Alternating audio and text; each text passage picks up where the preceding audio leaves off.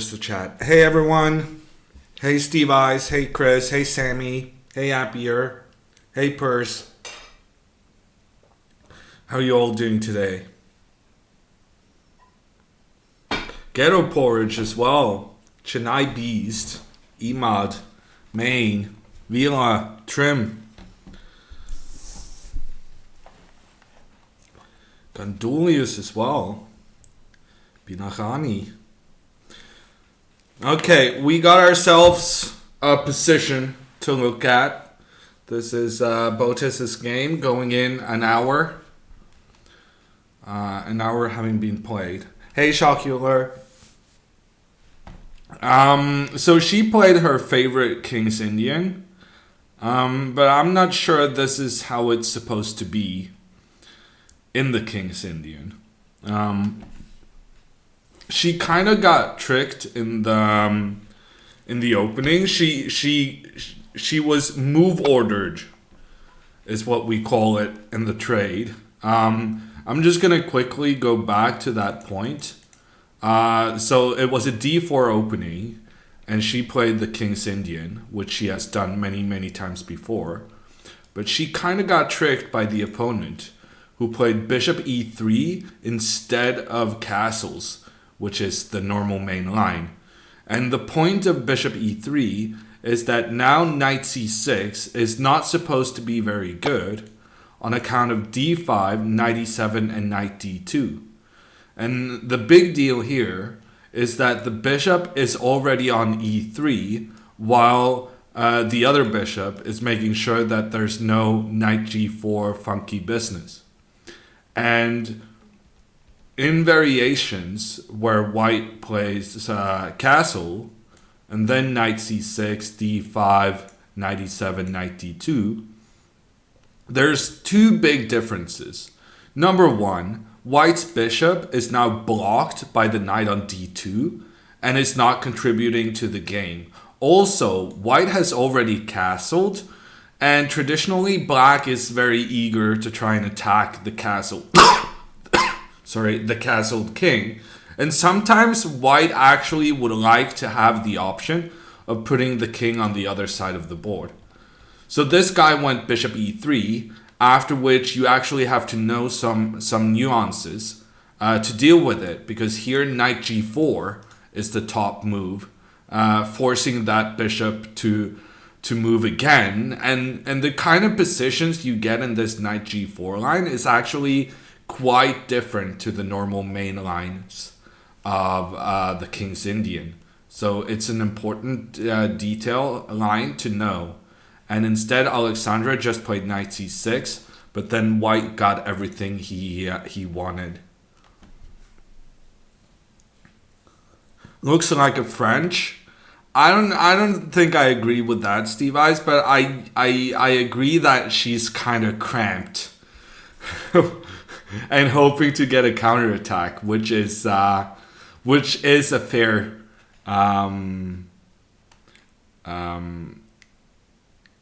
makes it fair to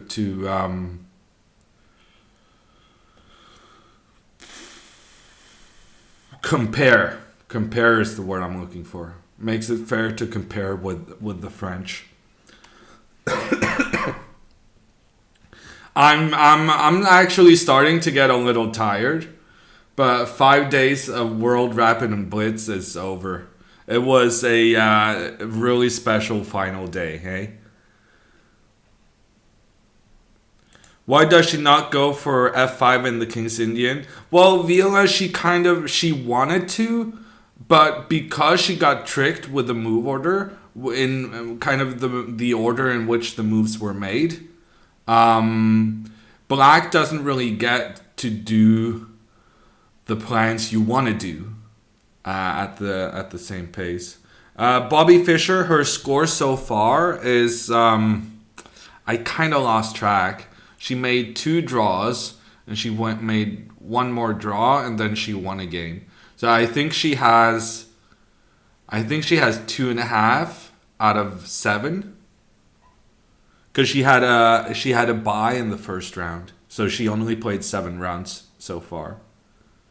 Hey Halvard, how are you? How are you doing on your hammer points? Hey Pawn Grubber. King's Indian is lit. It's not really my style, Roman, but it can be a pretty powerful opening with the right person making the moves. Hikaru, for instance. And this is the last round, Bobby Fischer.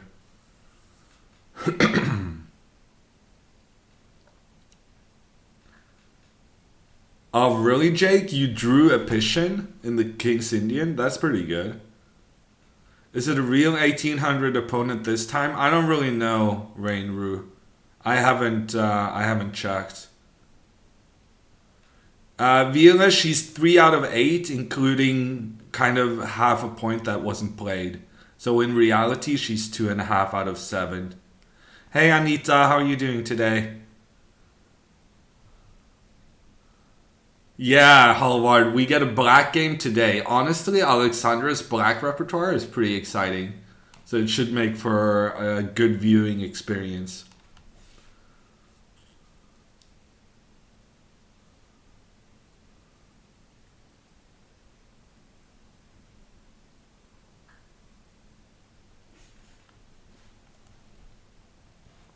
Okay, I may need to get some water. So she played a5, which she kind of realizes that she's having trouble on the queen side.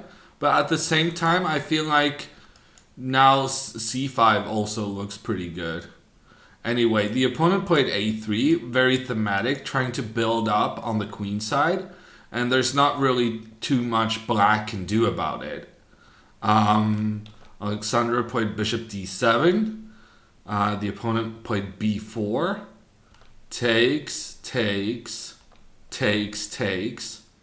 And contrary to normal King's Indian games, the queen side has opened very early, which is normally a bad sign for black. Because normally white spends a lot of energy trying to open up the queen side, trying to start attacking the black pawn structure on the queen side. On the other hand, she managed to get the bishop pair, and she played knight g4, kind of forcing white to give up the bishop, because otherwise you would capture the best bishop on e3. However, and this is very interesting, the computer is saying that knight h5 is much stronger, which is, a really, really difficult and very non-standard move to think about. But when it's suggested to you, it makes sense. I would never find this move ordinarily, but with the computer suggesting it, you see that playing this move would open up a square on g6 for you to include your knight. So the computer is saying this would be quite nice for black, about equal. Knight g4 was played instead, and then after takes, f3, bishop is forced back, and white just continues c5. And even though black has the bishop pair, there's some very immediate problems concerning black's pawns on the queen side. Hey Ulan, how are you doing?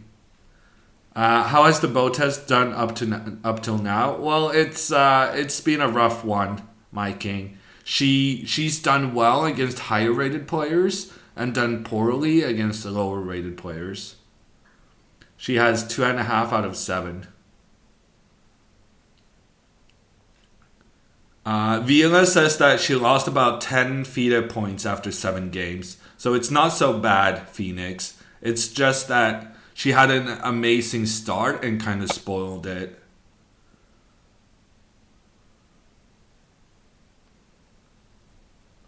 Bishop pair no good in that closed position. Well, Bobby Fischer, then we know what she's supposed to do, right?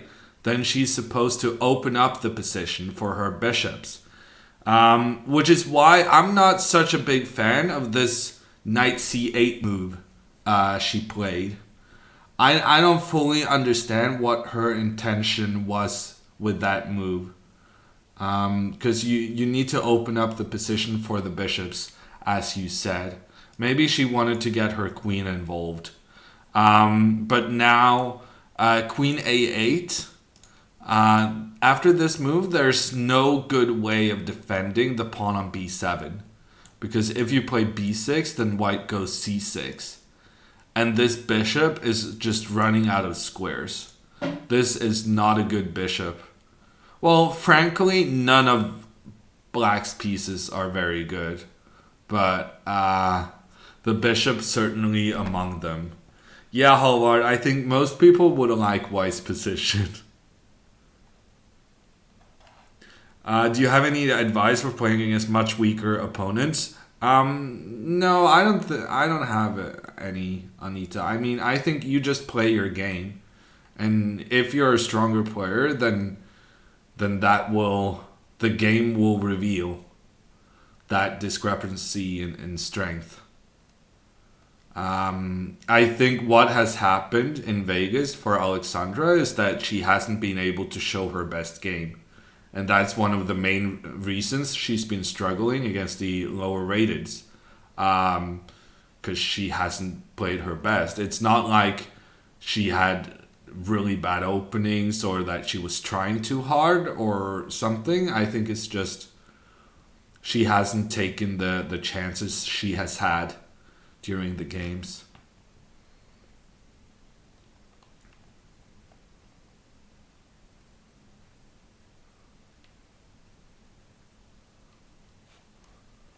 Okay, but anyway, queen a8 was in fact not played.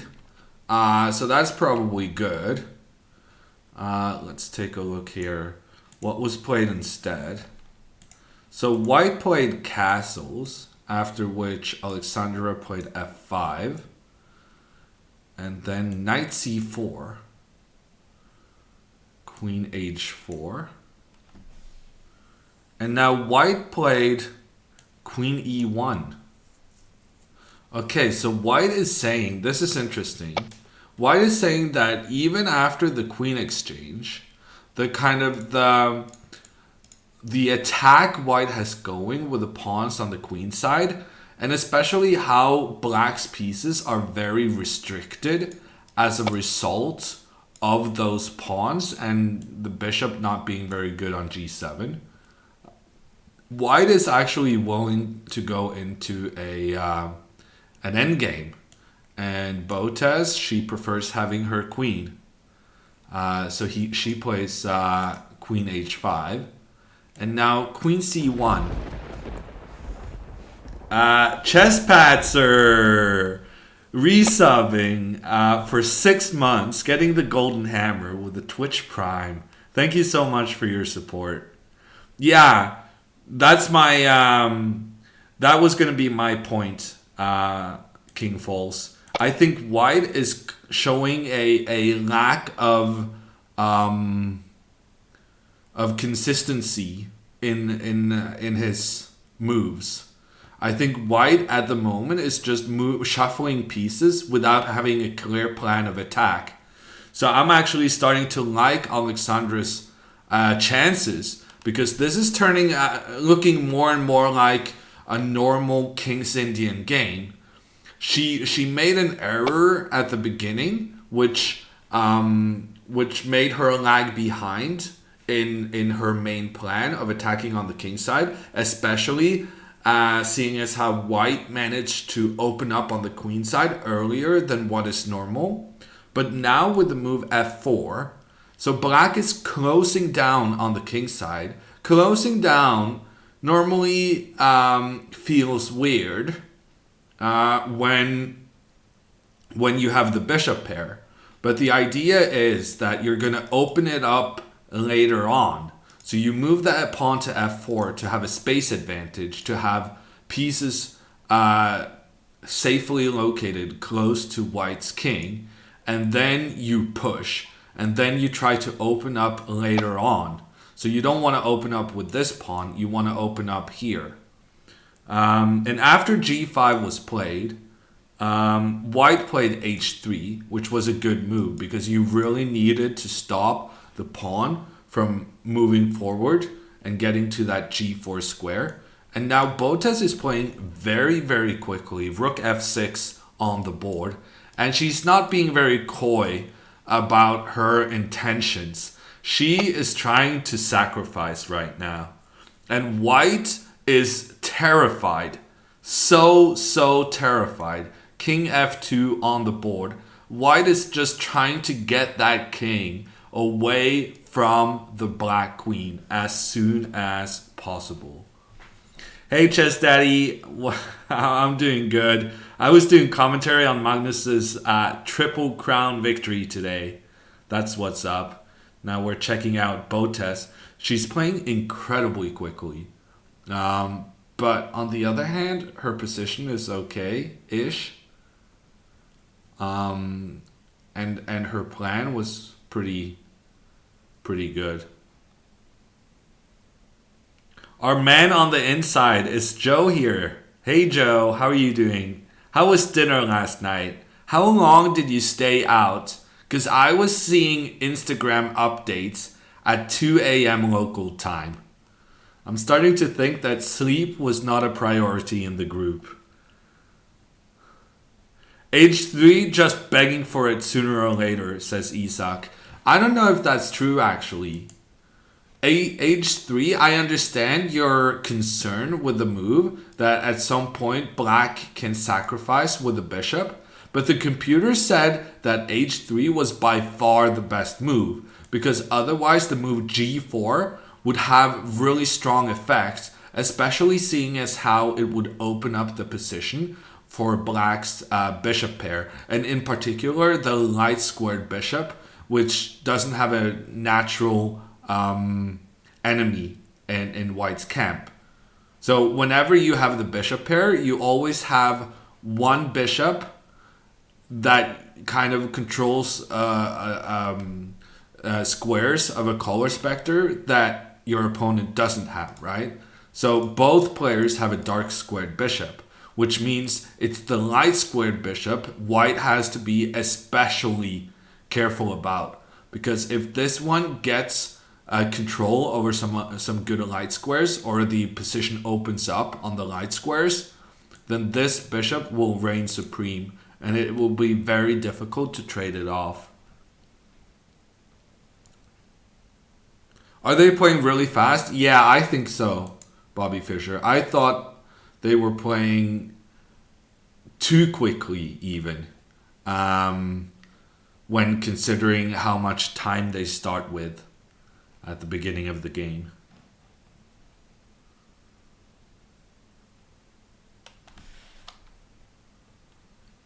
That's interesting, Steve Eyes. So Botez is actually not doing that poorly, but that's thanks to her amazing start, where she got points of 2 titled players in a row. So she's had a bad trend in the tournament, but it's not so bad on account of her her winning a lot of points initially.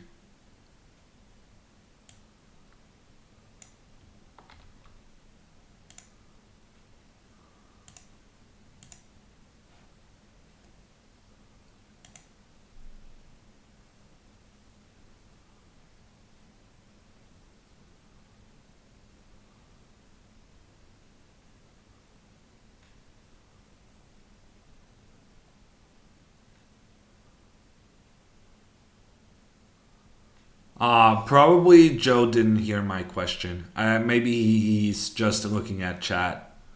Sleep is overrated, says Jake. No, sleep is underrated, I tell you.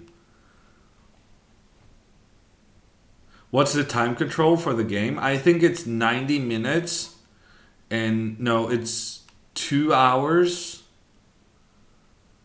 I think it's 2 hours for 40 moves. Then half an hour for 30 moves with 10-second delay per move. It's a very, very strange time control. Very American style. It's a time control you would never have in Europe.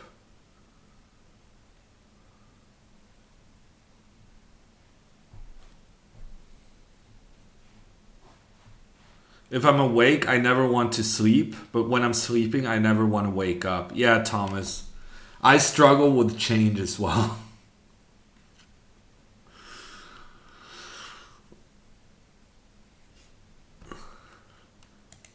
If it's US time design, it must be superior. Yes, Purse. Tell me more about your inches and feet and whatnot.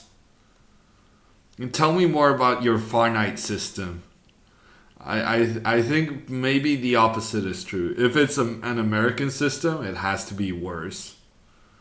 There is we have empirical, that's the one I was looking for. Empirical evidence supporting that statement. What about d takes c5 and swinging the rook on the a file? Asks Papa Botez. I was thinking d takes c5 and then if takes back, bishop f8. Because it's kind of tricky to defend this pawn. And if you go like queen a3 to defend it, then you swing the rook over. That's looking pretty strong, I thought. But yeah, also rook a6 possibly. But the thing is, these knights are controlling all the squares the rook would like to use. So it might not be as effective as hoped. Also, there's the little thing that the computer is suggesting knight takes e5. With a threat against the bishop on d7. But honestly, taking that pawn on e5, I mean, if I was Karthik, I would not do that. Because that opens up for the King's Indian bishop. I would be terrified to remove the pawn that is essentially helping white keep that bishop out of play. Okay, she has played queen e8. It's not entirely clear to me why that move was important, but the computer is saying that was like by far the best move. So I didn't mention it because I couldn't understand the point. And so I thought, well, if I don't understand the point of this move, then Alexandra will most likely not play it. But there she goes. And once again, she starts playing pretty well immediately after we start the stream. I don't know if we've figured out that causality, but someone should investigate that. Okay, so queen e8 was, according to the computer, a brilliant move. Computer was saying that queen e8 is about equal, and every other move is a big white advantage still. So we should try to figure out why queen e8 is so good. Where's Hammer's list of recommended books? I have it for you here in chat.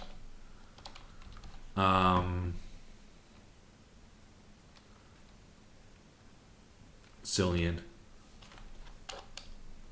Hey Pawn Master. Hey Sane.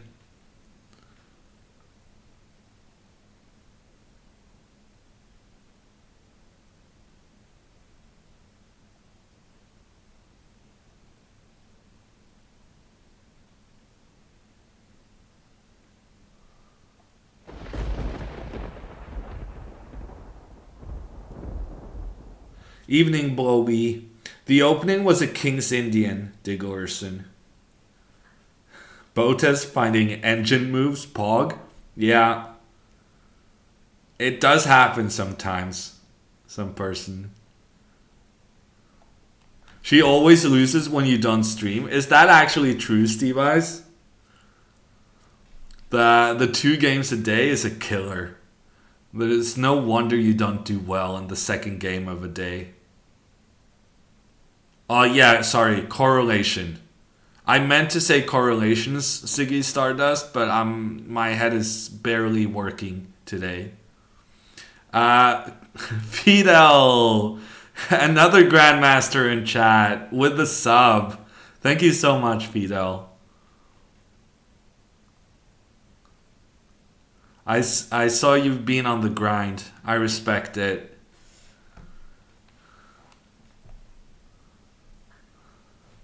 Fidel has been streaming every day this Christmas, as far as I could tell. That's some real dedication. He's a Grandmaster from Cuba, but I think he's in the U.S. now. Are you going to school in St. Louis? Well, the thing is, Rainru, we didn't even mention the Queen E8 move.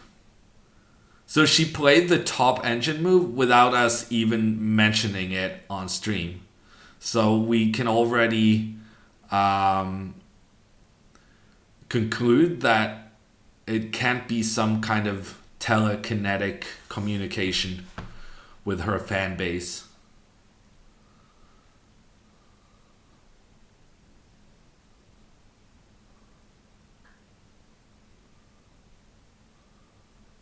Hammer good luck charm confirmed.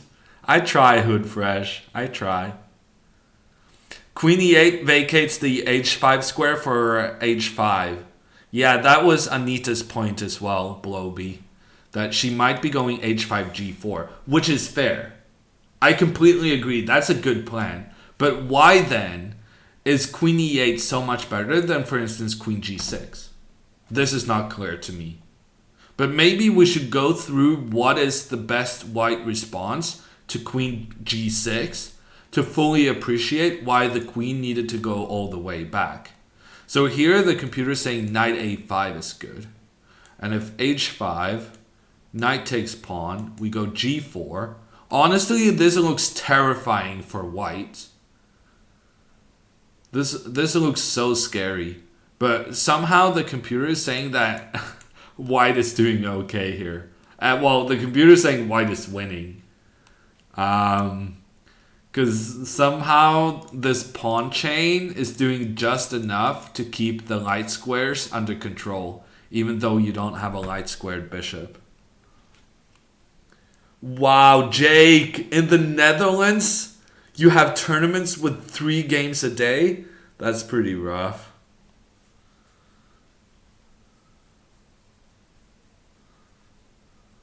Hey, ASAP. But you're still in the US, Fidel. Queen g6 takes the square away from the knight. Really? Are we getting the knight to g6 again? Okay, now let's take a look at Queen e8.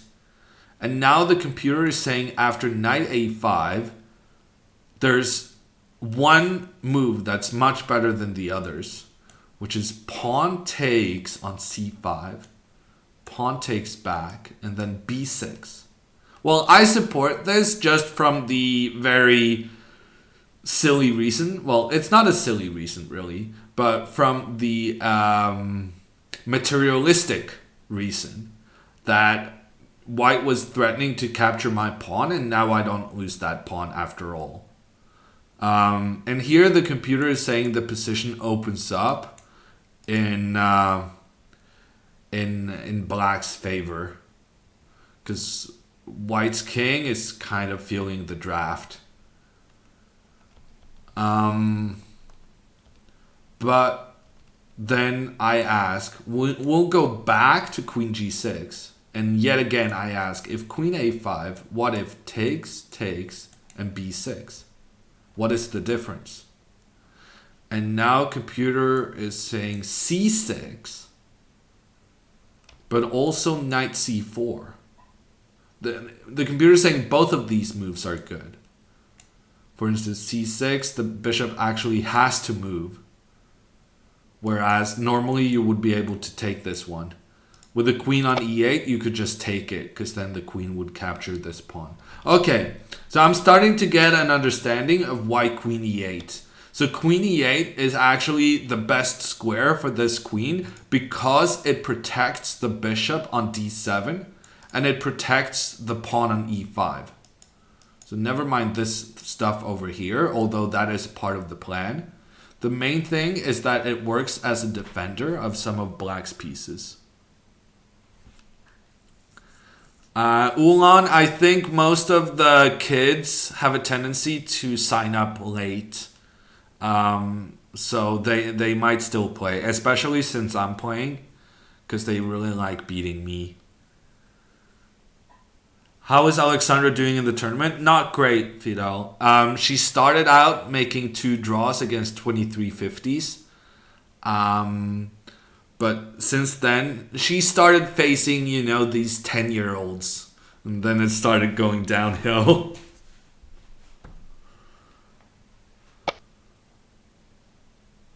Botez scored 2 out of 3 in the games you streamed and half out of 4 in the games you didn't stream. I don't think that's true, Steve Eyes. Is that true? Wow, that's pretty massive.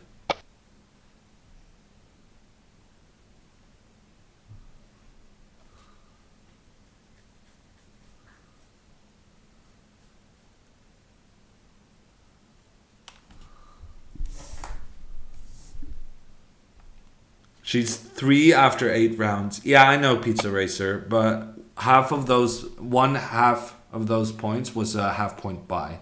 So in reality, she's 2.5 out of 7. Anyway, we got so many moves. I gotta catch up. We got action on the board. The position is opening up, and I'm thinking that's massively in her favor. Okay, so Queen C2 was played. She took on c5. She's happy to open up the position. White takes back. Alexandra bishop f8, threatening the pawn on c5. There's no way to defend this pawn, but White has played a very tricky pawn sacrifice. Pawn to d6, and now after Alexandra took that pawn, this has opened up a square for White's knight. And now this knight enters the position via d5.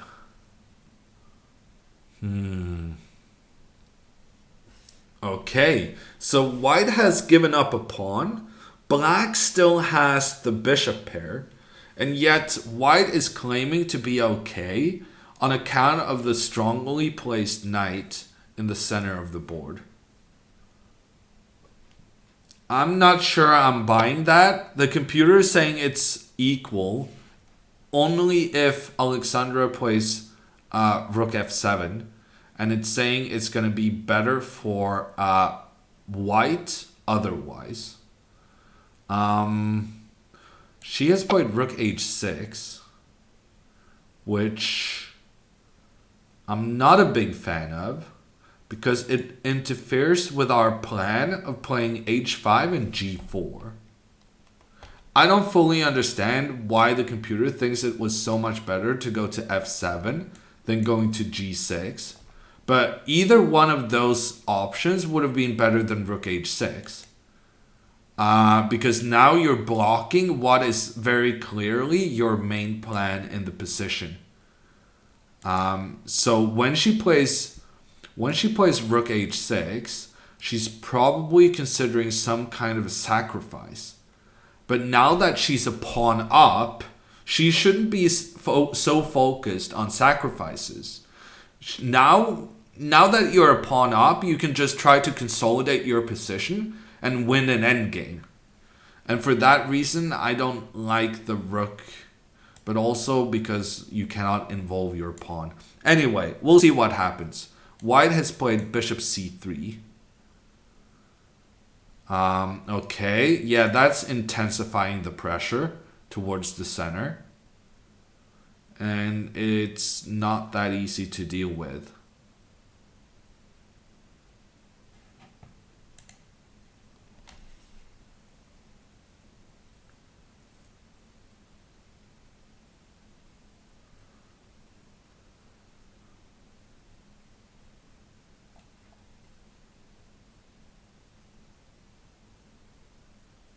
The name of the tournament, Archibald, is North American Open.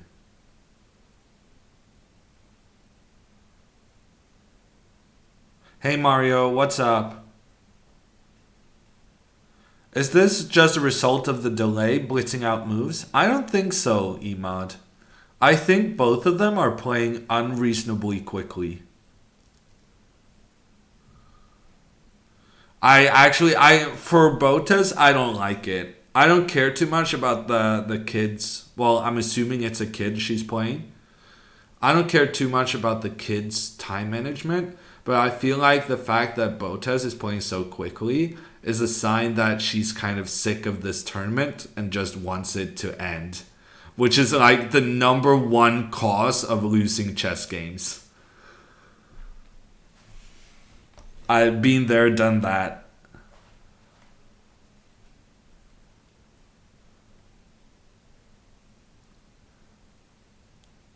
Can she win? Well, she's a pawn up purse, so definitely.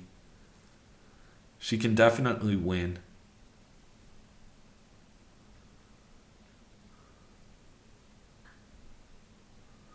Diglerson wants to move the G pawn and hope for the best. Yeah, I mean, it's definitely an option. And it's definitely in black's favor if you could make some pawn exchanges on this side of the board. But that's why we were liking the plan with h5 and g4 to support that pawn on its journey. He's 13. Okay, so calling him a kid, I feel is legitimate. I don't feel bad about calling him a kid.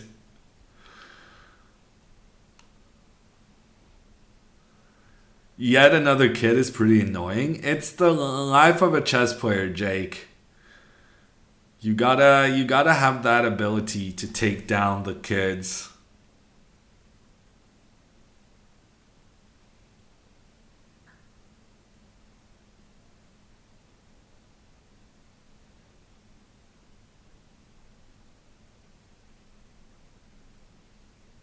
Well, I mean, it's annoying, Ahmad, because a lot of the kids she's faced, they don't have a proper international rating.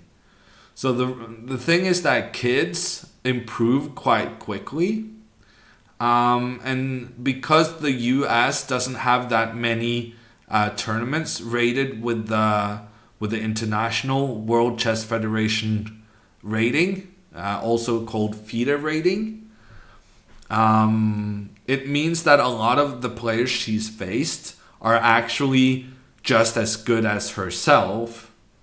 It's just that they have improved outside of international competitions, and their international rating doesn't reflect their actual playing strength. Engine says equal anyway. Yeah, Nelson, but the engine was suggesting bishop e6, and I do not understand this move. Okay, so bishop b5 has been played. That's a logical move, putting pressure on the knight and also pointing down towards the rook. Computer is not a fan, but you know, computers can be pretty vicious. They can be mean. I'm almost certain white will play queen b3. It makes a lot of sense. It puts pressure on the bishop. It protects the knight, but it also keeps an eye on black's king. And black's king is actually not having a good time right now.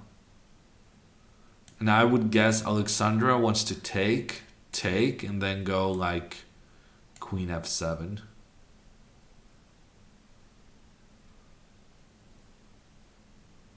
Yeah, maybe queen e6 actually. Queen e6, because then you keep some protection on the e5 pawn.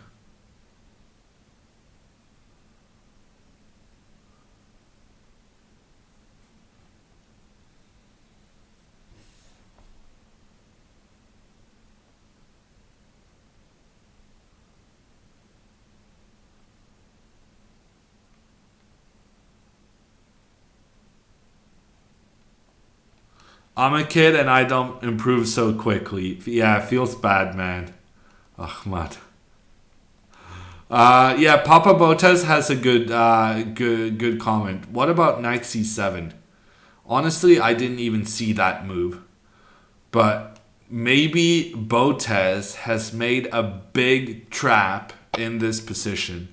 Because if knight c7, then queen f7 is a double attack on the knight and on the other knight. And after knight takes on b5, queen takes on c4. This is a very, very good position for black on account of the king being in trouble and the knight and everything else. Okay. I wasn't right, but neither was anyone else, I suspect. Bishop b2 has been played. Bishop b2. And now computer is saying queen c6 is advantage for black. And it seems like that's definitely what she's planning, right? It has to be. Because queen c6 threatens to take the pawn on c5 with a check, putting the king in a very awkward position. And if the pawn moves, then you have that pressure against the knight on c4. And queen c6 is on the board, and Botez is going to win this game. Anita, yeah, it's her first tournament in some time. I think it's her third tournament for the year. So it's not like in a very long time, but yeah, she doesn't play very often. She played some tournament in Canada, I think, during the summer, and she played in Iceland in March. What UI are you using? Cillian, this is called the Live Chess Viewer. It's a program that Chess24 uses for their live broadcasts. I'm actually not sure whether or not it's publicly available. Yeah, I think she's gonna win Purse. We've been rocking back and forth simply because this is a very complicated position. But now I feel like she's gonna show the power of the bishop pair. Okay, so bishop a3 was played. It was actually the only good move in the position because it was so crucial for white to stop the queen from taking the pawn, but also the threats against the king would be so strong as a result of that. Now computer is saying king g7, which makes no sense. So I don't think she's going to play that. However, I think she has a good move just taking this pawn. I feel like just taking the pawn has to be pretty good. Gremlin with a 10-month resub. Thank you so much for your support, Gremlin. And also, did you get your doctorate or something? I see you changed your username. Is this the sort of mainline what kids are playing today? Yeah, something like that, Mal. Mainline kid against a kid.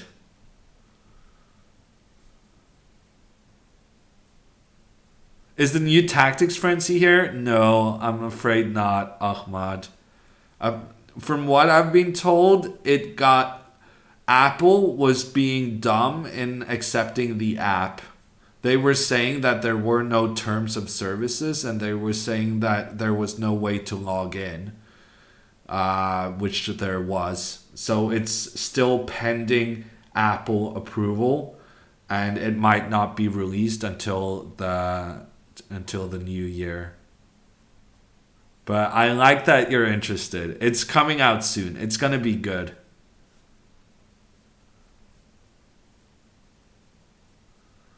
By praising the power of the bishop pair, Hammer ensures Botez will give it up within 5 moves. No, I don't see that happening. A sign she's trusting her instincts a bit more. Maybe you could interpret it that way, Imad, if you didn't have the context. I think that's the fair assessment.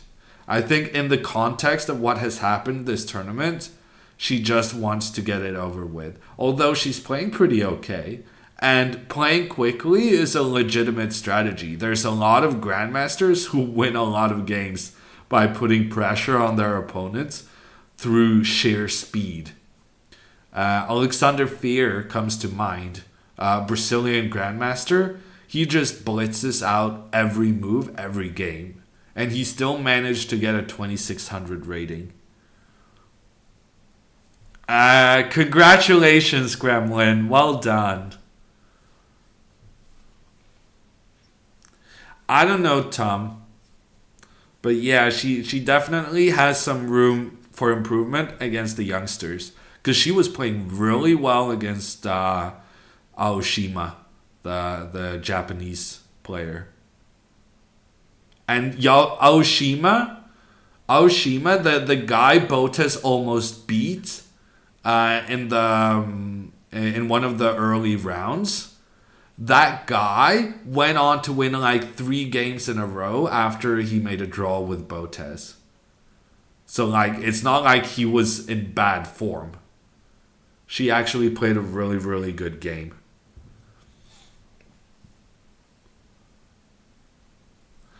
Pretty sure she just wants the tournament to be over so she can go party in Vegas with the rest of the gang.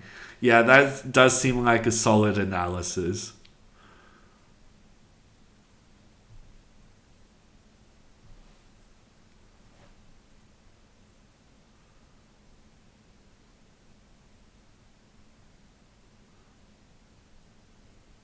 Botez too scared of Hammer to give up the bishop pair. I don't think that's true, Sangin. She has given up the bishop pair several times already this week. Even when she knows I'm watching the game with you guys. Yeah, Nepomniachtchi is a bit of the same. Although it kind of varies according to his mood. But Nepomniachtchi, he's like the absolute world elite player who sometimes just goes on a... Yeah, he just tears everyone apart.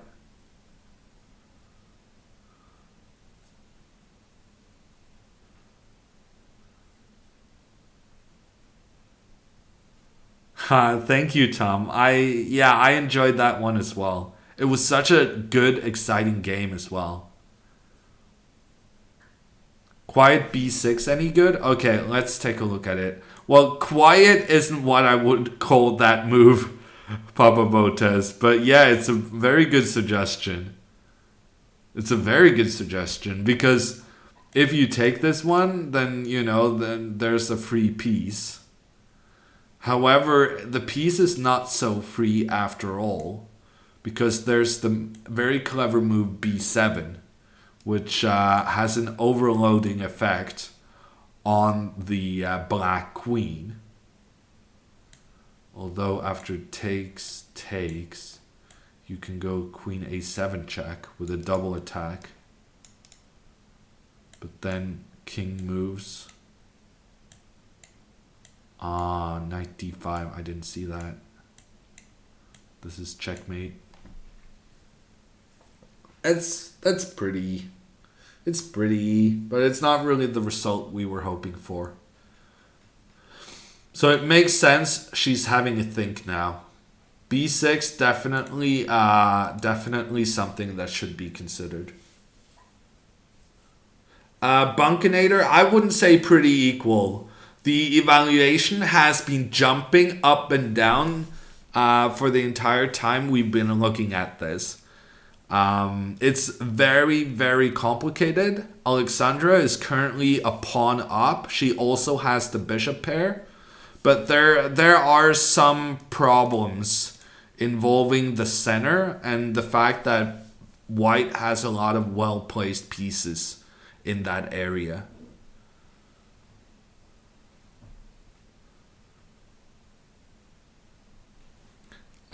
Beetle, when it says D9, it means that the person you're looking at, in this case Botez, has made a draw against the person who's number 9 in the standings. So it's a reference to who her opponent was, as illustrated by the opponent's placement in the standings. Does bishop takes d5 work after b7? I don't think so, Prethia. In this line we were analyzing, if you go bishop takes d5, yes, you have some sort of a trick winning a piece, but also white is getting a new queen. So, Feels bad, man. How's Tori doing? Tori's tournament is already over, Bobby Fischer, because Alexandra is playing in the open section, which has 9 rounds, but Tori played in one of the rating categories, which only has 7 rounds. And she finished with 2 wins in a row and got 4 out of 7 in her first tournament, which is very good.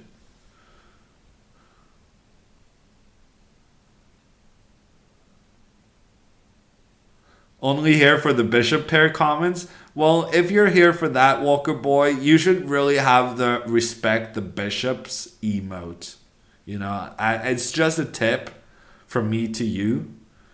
But I would press that subscribe button. Get some of that bishop love emote stuff going.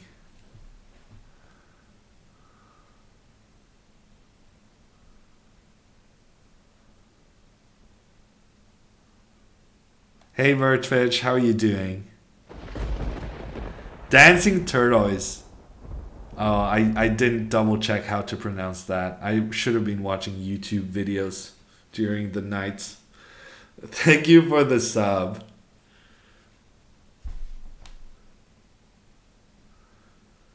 I actually said it to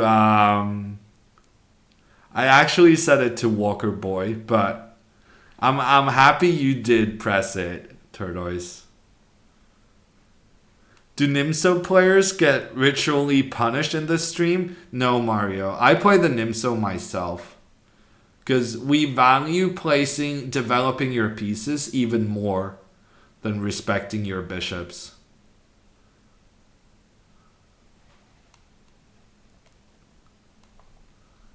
Yeah, so let's not do that. But let's not do that variation, but at the same time, let's definitely keep b6 as a move to pay attention to. Hey Sergey, I'm doing very well. I've been having a busy 5 days doing commentary on the World Blitz and Rapid, but now it's over and it's time to relax and celebrate the new year.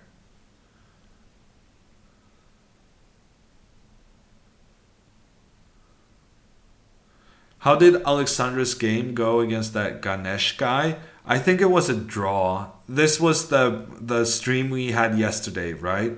Chimeric? No, the day before yesterday. I think it was a draw. What's Tori's initial rating after the tournament? I don't know, Pawn Masseur. I haven't been following her results closely enough.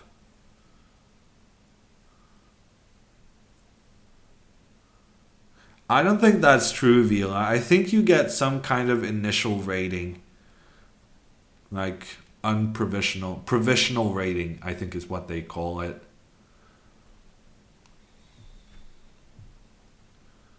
I know that in my USCF rating history thingy, I got my rating after just a couple of games, but then it was kind of more volatile until I had played 25 games. Just like the way it is with internet chess ratings, you know?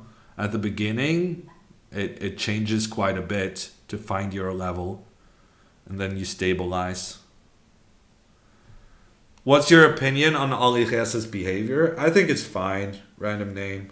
I feel like there was some discussion there was a discussion where he was talking to the chief arbiter together with some guy, and the chief arbiter asked this guy, what is your involvement in this discussion? And the guy said, I'm Alijesa's coach. And I don't know who that person was, but I feel like the coach shouldn't really have been there arguing with the chief arbiter.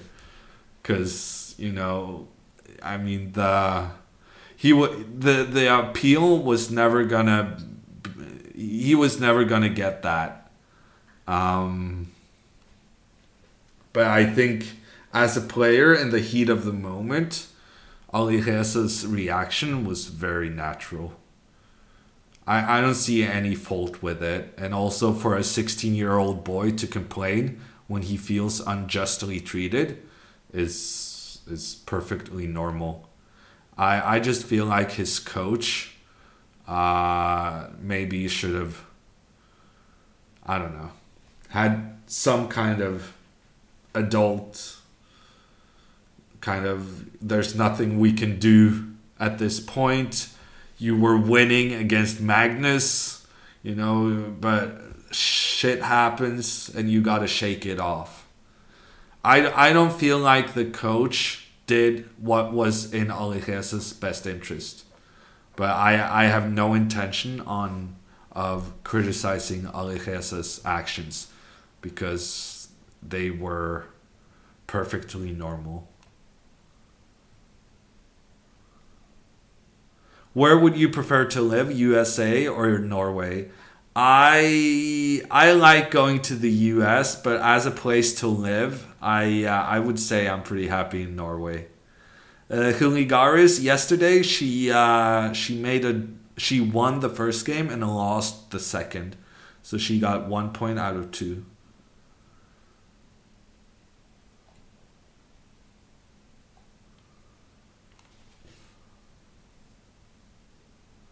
Yes, Sergey. Kramnik getting third place after he retired is amazing. Especially seeing as how he never got I don't think Kramnik got top placements in blitz chess when he was actually actively competing on the circuit. I don't know what happened there, but it's really fun to see him back at it and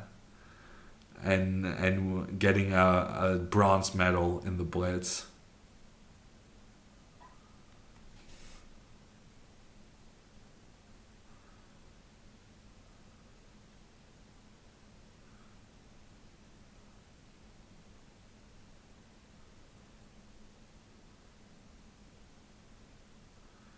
He should know the rules for a start. Yeah, random name. I guess he played too much on chess.com. So he thought it was a draw, seeing as how Magnus still had a bishop left. I kind of prepared that crack, but at the same time, I'm pretty sure that Chess24 has the same rules. It's only Lee Chess who follows the fetus. The FIDE consideration of losing on time. Personally, I feel like we could change the rules so that if you lose on time, you've lost, regardless of how many pieces your opponent has left. Because if you have a pawn and your opponent has 5 queens, then you win the game. But you only protest when your opponent has a bishop. That doesn't make sense.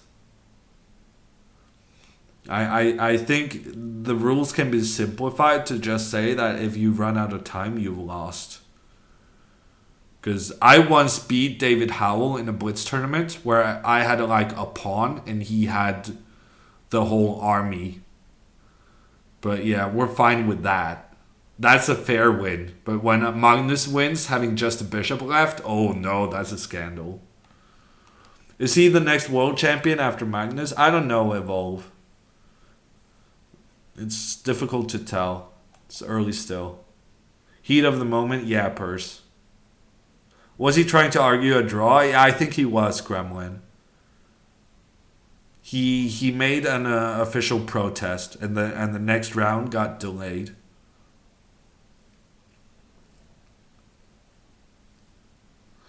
How does Bishop A4? Thorn's actually asking questions about the game in question. Wow. Bishop A4. I think it's a bit of a shot in the dark. Because yes, you threaten the queen, but the queen will just move. You would much rather have the bishop putting pressure on white's knight and the rook behind it. No need to move this one. It's already well placed, putting pressure on white's pieces.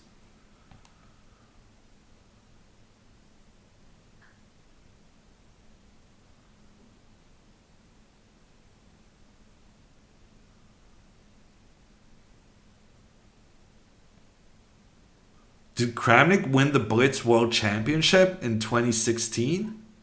Okay, then I just have to withdraw everything I just said, huh? Really? Kramnik winning in Blitz? I guess I didn't know he was good at Blitz. I don't remember him doing especially well in any of the rapid time format tournaments we have.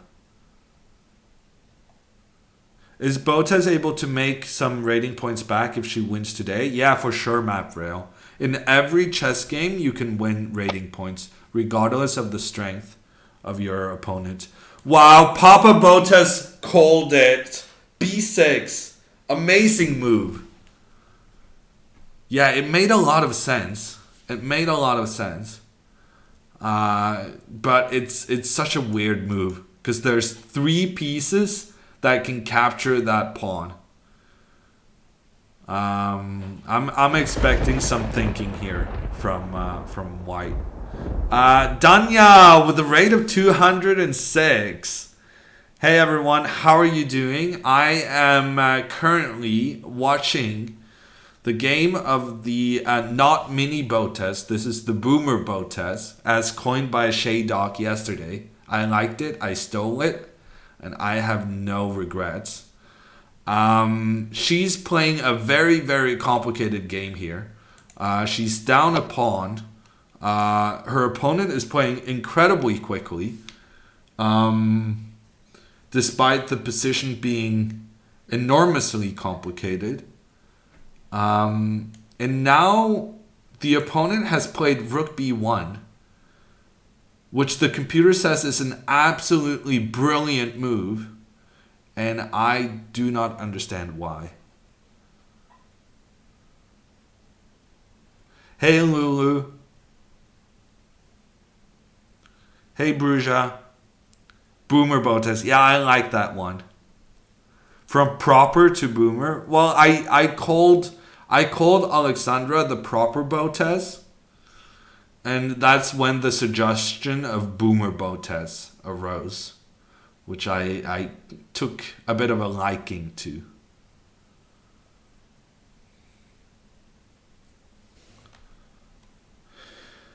She won 1 and she lost 1. Does. Just pressure on the B file? I don't understand. Because now if pawn takes C5, in this position, black is 2 pawns up. But apparently white is winning by force. Knight A5, Queen A6, Queen B3. Ooh, that's a big problem. That's a very big problem. Karthik has played a very, very good move. Rook to B1, sacrificing a second pawn in order to set up some very dangerous threats towards black's king. This is not good. This is very, very bad.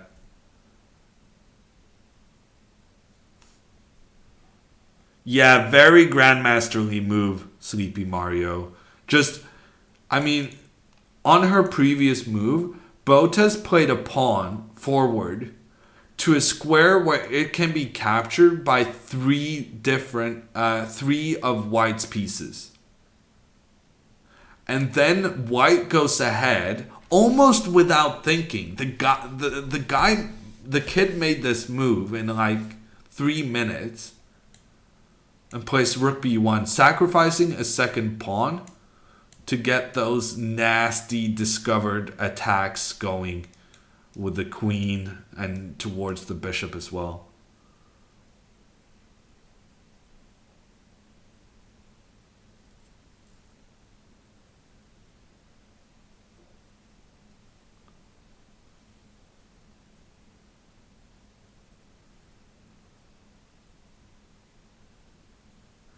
There hasn't been a Botez gambit yet.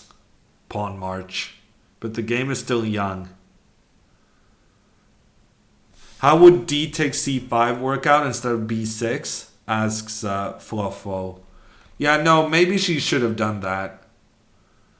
I thought this was a pretty good move, just to take the pawn. But there are some problems. Computer says that even this is good for white, but it's very very complicated, I think.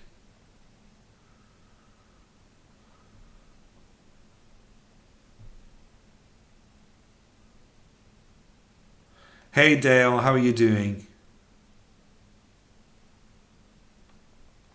Rook B1 was brilliant, Levy. Yeah, that was a pretty nasty move, and he played it so quickly. Rook B1. This kid is 13 years old, according to chat, and I tend to trust chat for research.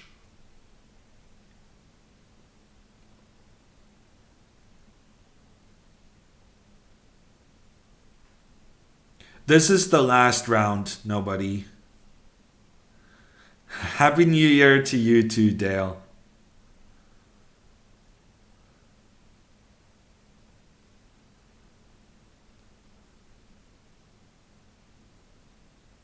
Yeah, she started so well, Levy.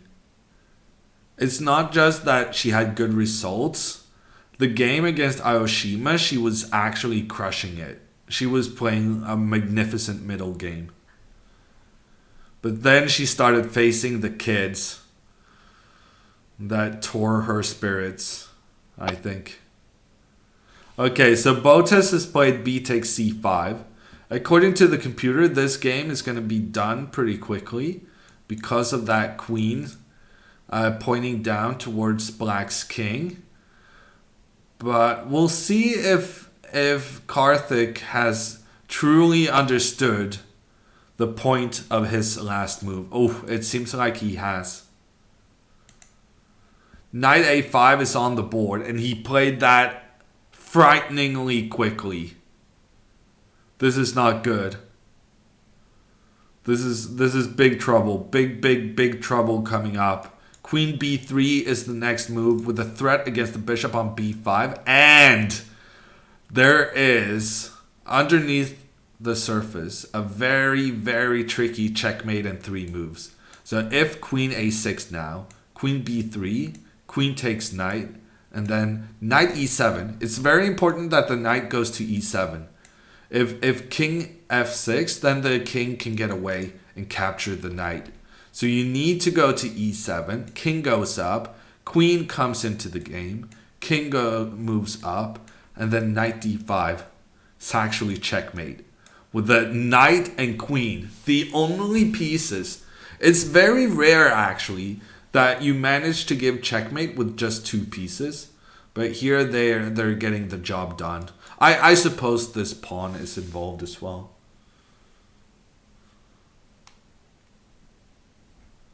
What happened? Vegas parties? I don't know, Gotham. I don't know. We'll have to ask sources on the ground. But I think maybe these kids are just good at chess. I wouldn't rule it out.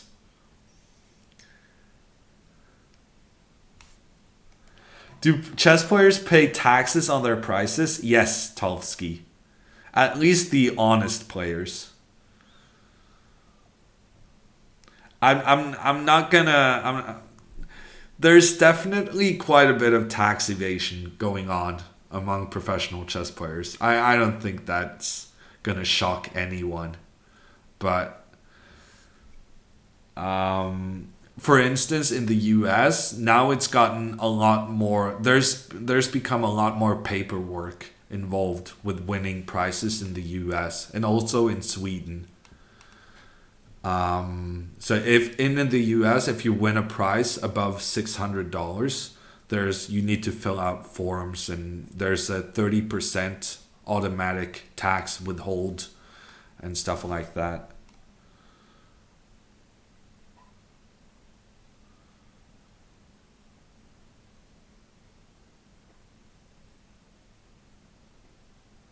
Boomer Botez, you like C Nation?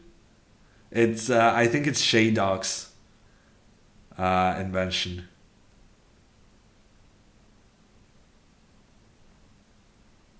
Isn't taxes paid on income made in your home country? I tried to make that argument, Tolsky. MapRail. MapRail with a $350 donation. Thank you so much, MapRail. You really appreciate these streams. Well, I'm very happy to have you here. And I wish I had more good news to convey. But unfortunately, right now, it's bad news. There is trouble brewing close to Botez as king, which is surprising. Because, I mean, look at this position. Look at White's king. It seems like White's king is much more exposed to some kind of, check from the side or from a diagonal or whatnot. But suddenly, out of nowhere, it's Black's king that's helpless. You gotta pay taxes on that. Well, Tovsky, for that it's not that big of a problem because I have now my own kind of company in Norway, so I have a system for all my income. Can someone explain why the US has its own rating system separate to FIDE? I mean, it's a good question, Hoodfresh, but this is normal in every single chess federation. I think it stems just from the good old days when FIDE didn't have a very good system and when FIDE didn't have the same level of transparency in their ratings as they do now. And also, FIDE charges money to rate games. So when Norway abolished our national rating like 1 or 2 years ago, one of the arguments against it was that we would be so dependent on FIDE and we would need to pay all the FIDE fees. And there was concern that the World Chess Federation would increase its rating fees in the future. And then kind of once we make our choice, we have to stick with it, regardless of how many fees FIDE levies on us. But personally, I think that the rating system is one of the greatest successes of FIDE, which is the acronym for the World Chess Federation. So I think all national federations should abolish their national ratings now and just go with the flow on the FIDE ratings.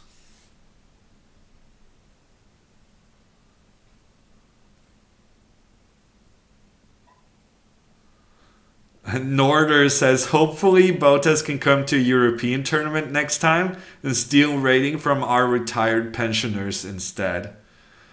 I'm sure she's hoping that as well, Norder. I think she's very sick of the American kids right now.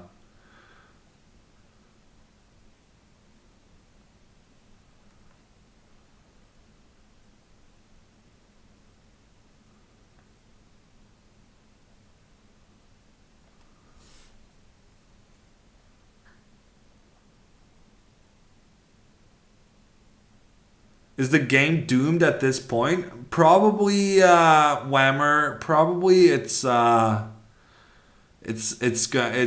be a problem. Not at this point. I mean, objectively, the game is with best play. Botez is gonna lose this game, but I see no reason for her to resign just yet. Especially seeing as how she's only like. She's going to lose her bishop, but she still has 2 pawns more than her opponent. So maybe she can set up some kind of a fortress, for example.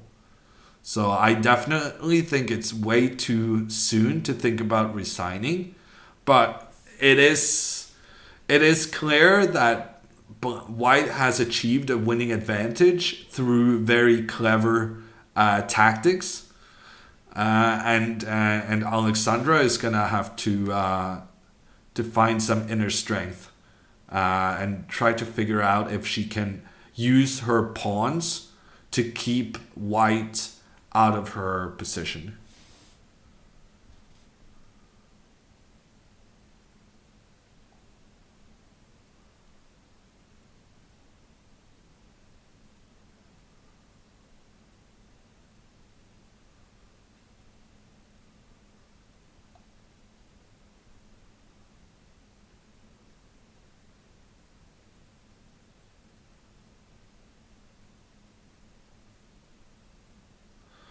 Botez was winning for the first minute you were here, Maprail. Yeah. Unfortunate timing. It was always a very complicated position, but that Rook B1 move is really what did her in. This Rook B1 move was so incredibly strong, and it kind of came out of nowhere.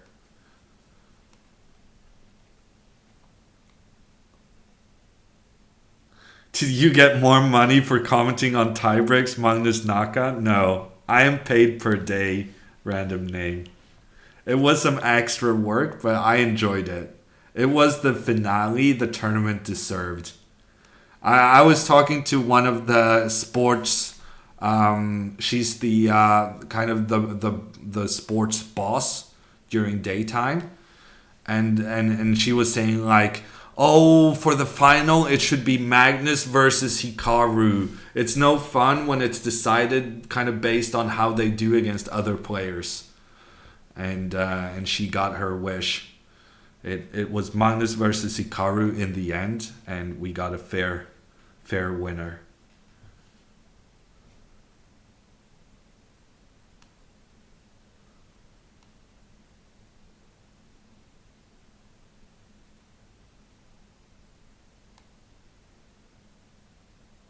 Wow, I'm way behind on chat. Will Alexandra play for France now? That's what the rumors say. Random name. What do you say about the game Carlsen for Ruja? Magnus got incredibly lucky, Ibshi. That was... yeah. I mean, Magnus was completely winning in the middle game. Number one, I cannot believe he spoiled it. And number two, I cannot believe the way he won. He got very, very lucky.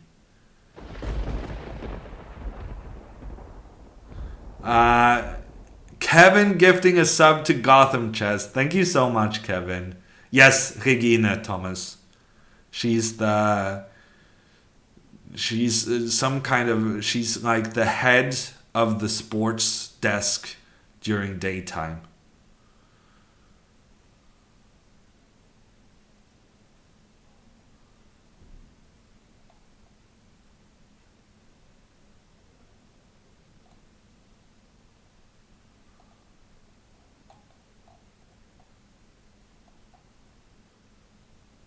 Never play against kids if you want to increase your rating. Yeah, Alms. That's a pretty fair statement.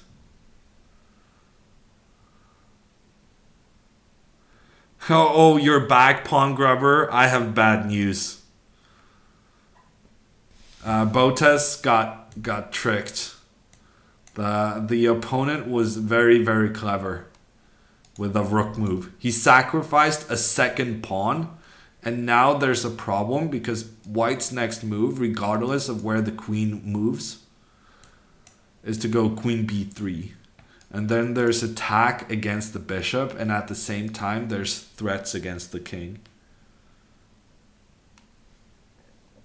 Final position was a draw with best play. So I heard, random name, but it was a loss the move before that. So he still was very lucky. But that's the reason Magnus managed to win it. Because he managed to pose problems for Ali Reza so that it was never obvious how to win.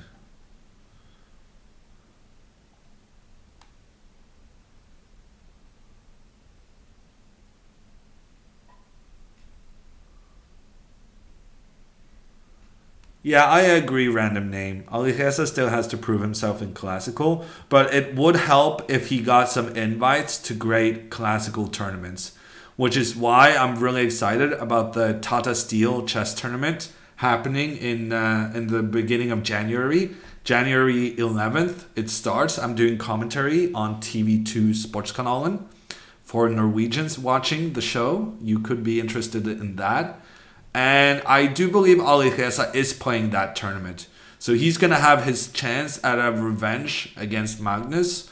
And he's also going to get to play all the other top guys. So that's going to be his... that's going to be a... I was going to say christening for him. But I guess that's just based on the Norwegian phrasing of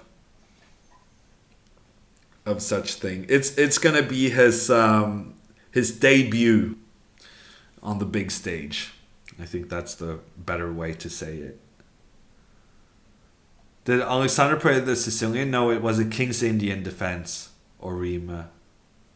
Knight on d5 is a monster. Yeah, I agree, Ibshi. It's a real... It's causing all sorts of problems.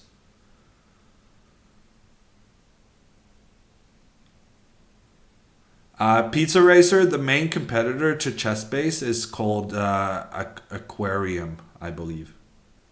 I'm sure there's other ways as well, but that's the one that comes to mind. Does Magnus swear a lot? Well, I'm not sure, Sirad, but yes, he did swear during his game with Ali Reza, which was clearly in violation of the rules of the tournament. And that was, as far as I know, the basis of Ali Reza's protest, that Magnus had distracted him during the game by having an outburst in a foreign language. I can confirm that foreign language was Norwegian, and what he said was akin to Scheisse.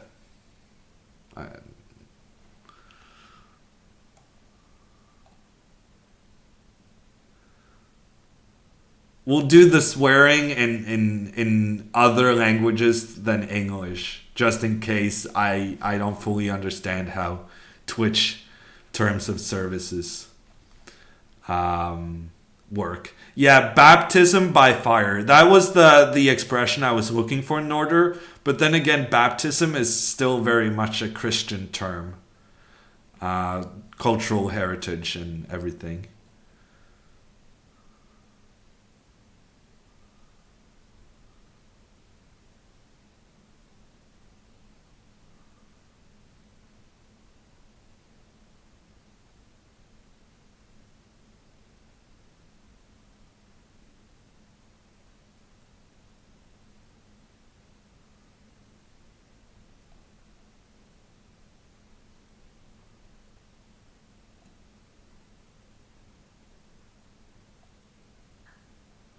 He did swear while on his own clock. Yeah, I'm not sure distracting the opponent is a thing regardless of whose clock is running. It's not like you get a free pass just because it's your turn. But yeah, Ali Reza's... I mean, if Ali Reza wanted to take that up with the judge, he should have done so immediately. And making that protest afterwards was always doomed to fail. And just because Ali Reza didn't get his protest accepted doesn't mean that it was okay for Magnus to do what he did. Of course, you shouldn't be having outbursts during a blitz game. You know, but once again, that's a heat of the moment thing, just as it was a heat of the moment thing that Ali Reza pursued the protest, even though it was doomed to fail. I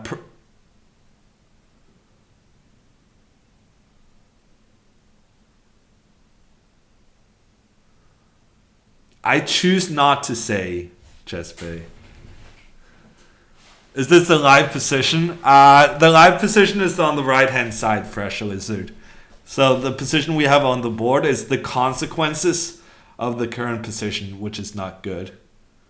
I haven't watched that much Chess Brawn, no, Chess Bay. But yeah, I still prefer doing my swearing in German It sounds better, if nothing else. The name of the tournament is North American Open, Angelo. Hey Peter, how are you doing? Whose turn is it? It's Alexandra's turn, Ahmad. She's currently making the realization that she's lost. And that's gonna hurt. Hansen is using one of the weaker Dutch swear words. Verdammt. It's a good one though.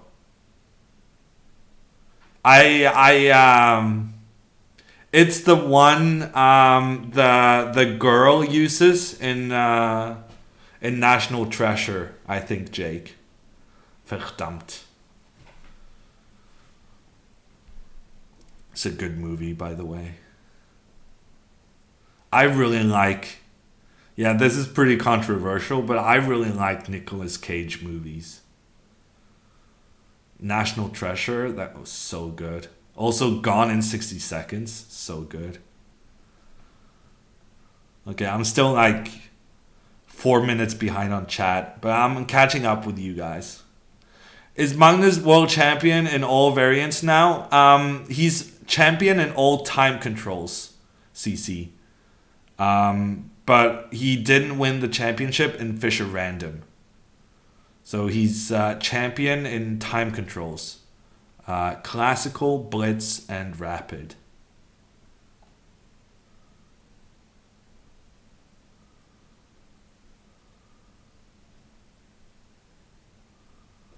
There should be VAR in chess to check the pieces are in square. Wow, Chris. Did you see the big offside for Wolverhampton? Soccer is dying. Seriously, that is so upsetting. It was a nice goal, and I mean, yeah. VAR is a good concept, but the way soccer has implemented it is just horrible.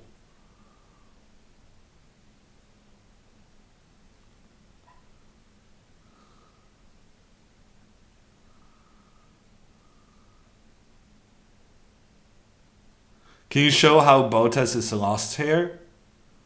How about Bishop e8 and block the check? Very good, Kryton. Thank you for your comment. So the thing is, about the bishop going back and then blocking the check, that it's not actually just a check, it's a double check, which is when two pieces are attacking the king at the same time. So bishop in between doesn't actually work because it only blocks the check given by the queen, not the check given by the knight. You can also have double checks with, for instance, a rook and a bishop, and other variants, rook and a queen, stuff like that. And when there's a double check, you know how whenever you're in check, you should check three things.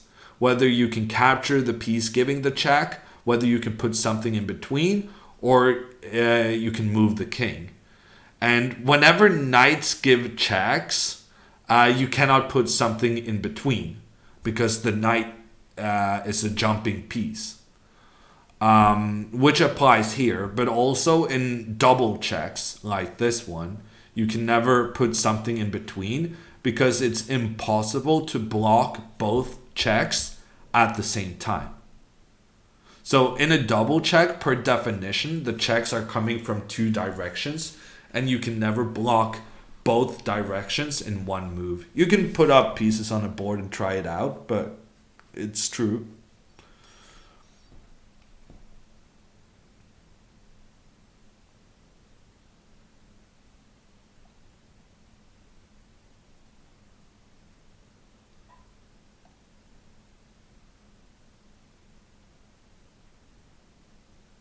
Thank you, Lizard.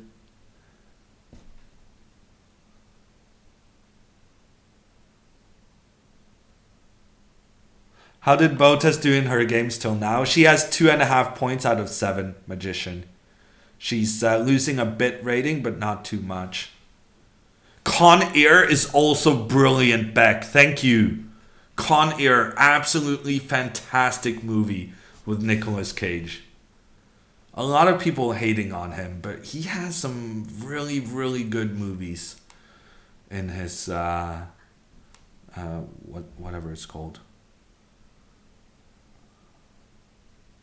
Second one was pretty. I mean, the first one was definitely better than the second Hood Fresh, but I still enjoyed the second one. I've been waiting for the third National Treasure movie now for 10 years. I'm starting to grow sick of waiting.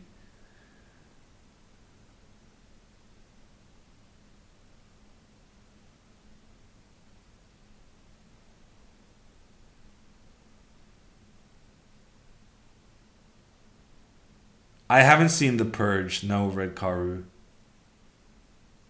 Oh, The Rock! The Rock also, thank you, Tom Haas. The Rock is amazing. The Rock, Con Air, Gone in 60 Seconds. I mean, the guy's. I think it's like. Well, his CV is pretty good. I'm just gonna call it a CV.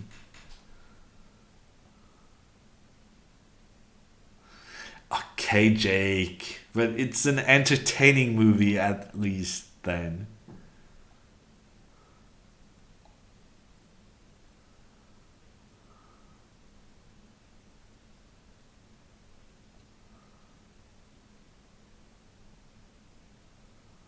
Well, Norder, that's not right. VAR and goal line technology is not the same thing. It's different concepts.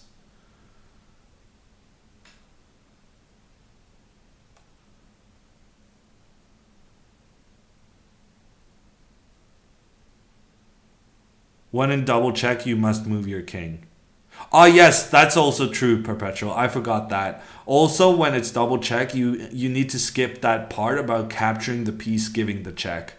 Because there's two separate pieces giving check, and you cannot capture both in one move. So yeah. When the knight checks, you cannot put a piece in between, and when it's double check, you have to move your king.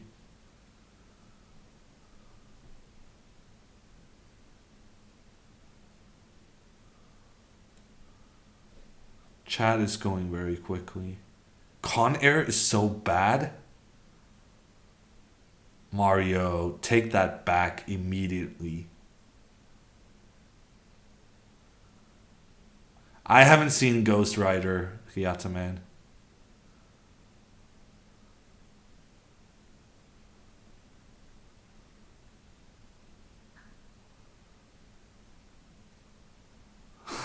You were, Jake? Well, that makes it okay then. She played Queen H5? Wait, what? Queen H5 is not a move. Joe, don't come in here saying she played Queen H5 when Queen H5 is not even close to being a move. Racing Arizona? No, I haven't seen that, Lizard.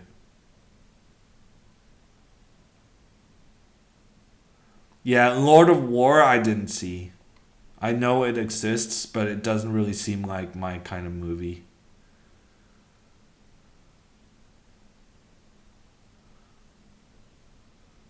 Big Lebowski? No, I haven't seen that. I haven't seen Face Off either.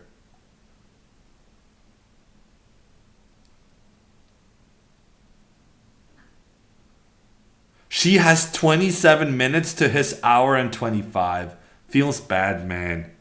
She's playing this kid who doesn't have the ability to concentrate. And yet he's finding these amazing moves like Rook B1.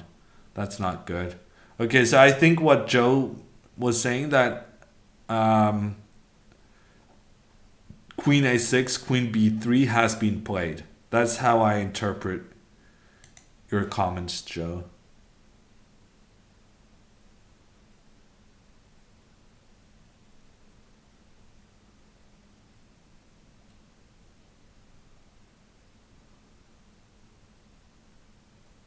Have you ever given double checkmate over the board? Asks random name. Most probably not, because almost always when you play over the board games, your opponent resigns the move before checkmate, which is really annoying. People should really stop doing that. If you already played on until the move before checkmate, you might as well let me checkmate your ass. You know what I'm saying?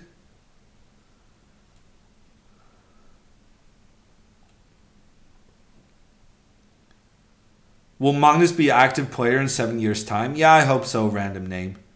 I think he could still be out there getting world championship titles. Hammer's catching up. He'll see it soon. Oh, you never know, Mega Man.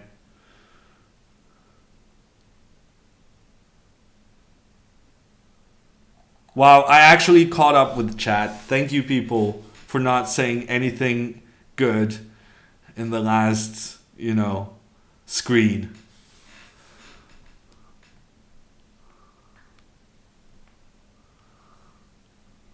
Put that on a sticker. I might Italian Bishop. Put it on in an emote at the very least.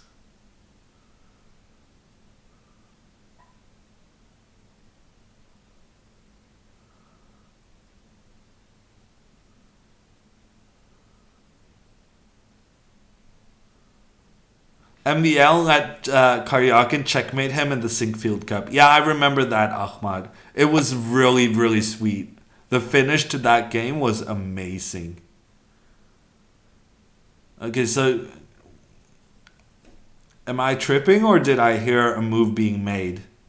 But there's no move happening on the relay. Dumb gifting 5 subs. Thank you so much. For Dave Chill, for Emad, for Brody, for Higher Space, and Slimakasa. Svidler allowed Magnus to mate him in a classical game. I'm not saying it never happens. I'm just saying it rarely happens.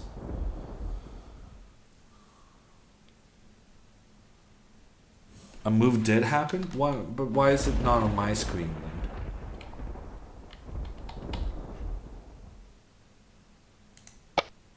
Oh, sorry. I tried to refresh. Seems like it worked.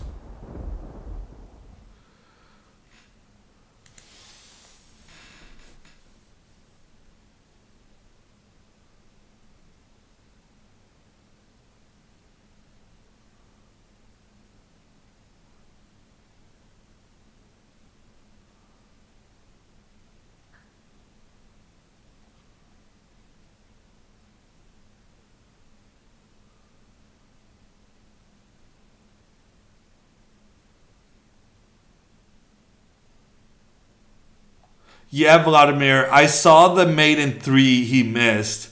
I was doing commentary on the game and I was like, oh, and Magnus is going to finish this game in style. He's going to sacrifice the rook on h7 and then the queen will come and the knight giving the final checkmate. What an amazing way to win the World Blitz Championship. I was going like that and then Magnus went ahead and just won an exchange instead of getting a checkmate in 3 moves.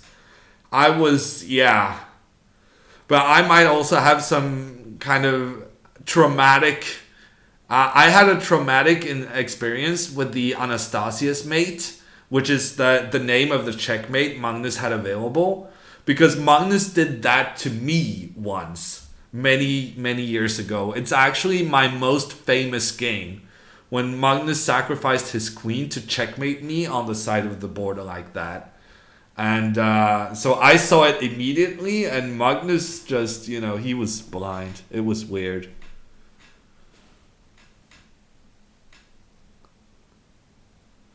Yeah, Mr. Burns.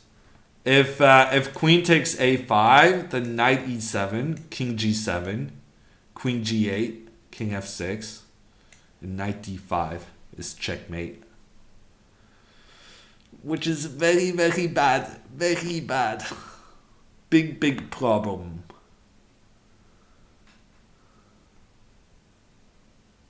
That splits? I don't know, Bunkinator.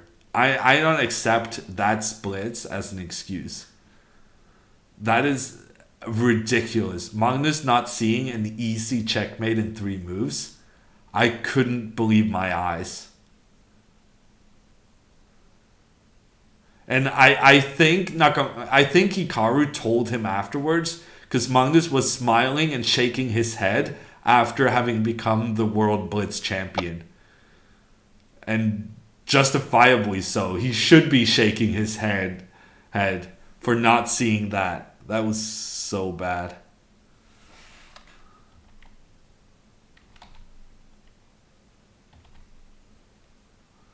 I hear the sound of moves being made, but my computer doesn't actually display those moves on the board.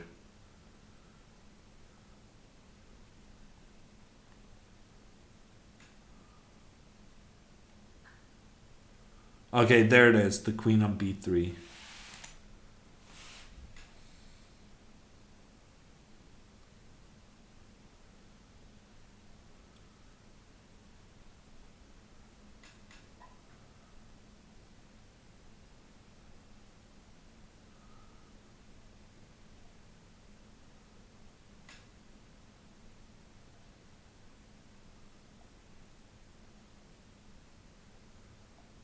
I don't know if I can win stare contests, Emod, but I have heard before about people thinking the stream has frozen. I'm pretty good at concentrating during chess games. I'm good at sitting still. I have years of practice sitting still.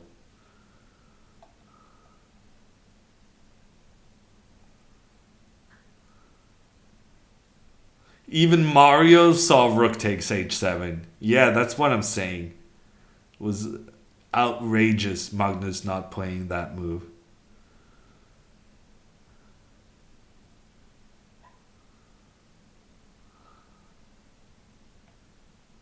So b6 was when the whole game went astray.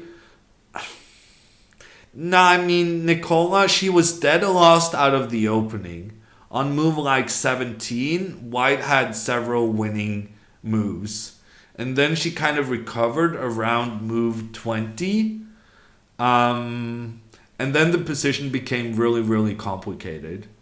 The computer didn't say like b6 was the deciding mistake, but it did say that there had been like multiple inaccuracies from both players up until that point. So I think the main thing was just that Rook b1 move from Karthik that was just so strong. And very, very difficult to deal with.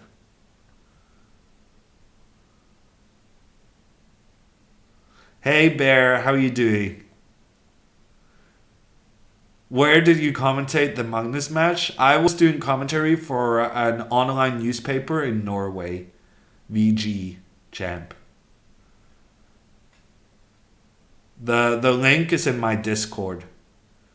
If you're one of those people who know how Discord works. MapRail, gifting a sub to Purse. Thank you so much, MapRail. Has Alexandra resigned yet? No, but she did understand that the queen pointing down towards the king was very, very bad. So she moved her king, despite then the bishop being unprotected on b5. And after takes, part of the problem now is that the rook on h6 is completely out of play. And it's difficult to get it back into the game. So for instance, a move like knight e7 will lose the game on account of rook b7. And the rook points towards the knight while keeping the pressure against the king. And if the king tries to reinforce the defense, then the other knight comes. And now there's 3 white pieces attacking the knight on e7, whereas only 2 pieces for black defends it. And so naturally, black will need another defender of that knight. So you go rook e6 and you think, okay, I have enough defenders. And then knight d8 happens. And there's an attack on the king and on the rook. And as if that wasn't bad enough, the king cannot go to a square where it still protects the rook. So you actually just lose a rook, and then, you know, suddenly you lose every single piece on the board.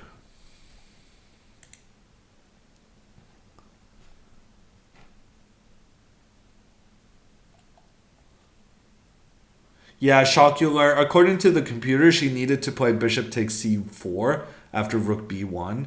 But that was a really, really difficult move to find. Because that was voluntarily, I can put it up on the board. So this rook b1 move was just incredibly strong. And then it was very difficult. And computer said she needed to take on c4. But number one, it gives away the bishop pair. So of course, Botez would never do that. Because she doesn't play that way. But also it makes the queen. That was sarcasm, by the way. It also puts the queen pointing down towards the black king. And this is like something you would never want to happen. So I definitely understand why she didn't take the knight. But unfortunately, because of the strength of the rook b1 move, pawn taking on c5 had some serious hidden under the surface consequences that white was able to exploit. And now it's she moved the king, and now it's kind of hopeless because, you know, if her rook was on like a7, there would be chances to hold this because black has a pretty good pawn structure, and it's very difficult for white to get this bishop into the game. The problem right now is that white wins this game even without the bishop. Because black is, white is gonna, like, if you go like rook g6, trying to get the rook into play, then rook b7 check, king moves, and then rook c7. The knight is trapped. And so the bishop on a3 is struggling to get into the game, but it doesn't actually even matter. Because the knight on c8, no matter what Botez does, that knight is getting trapped. So even though right now she's a piece down, she's kind of 2 pieces down. Because there's no way to defend that knight.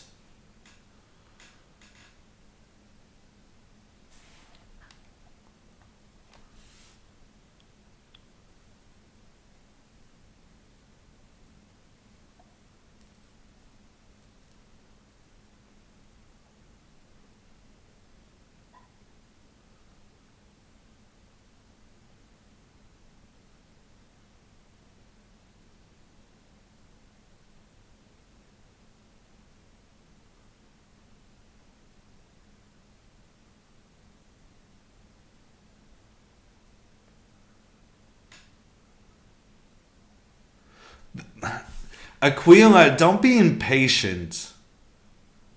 There's an ending to every story.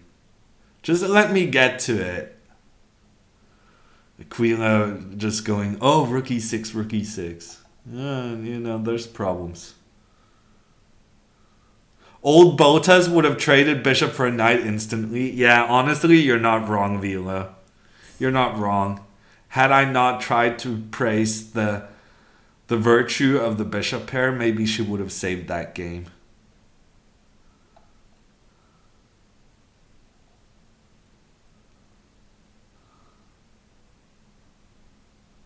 Time to offer a draw? Yeah, Treminator. Actually, I think that time may have been some moves ago. At this point, I think white is looking at that knight on c8 and thinking, that's going to be tasty.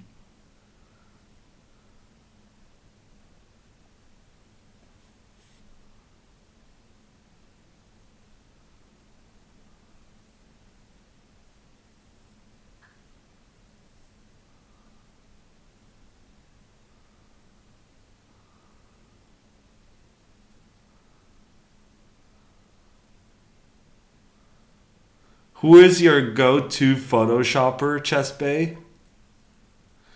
Are you thinking Anish's face on Alexandra's body or the other way around? Because either one is going to be pretty good content.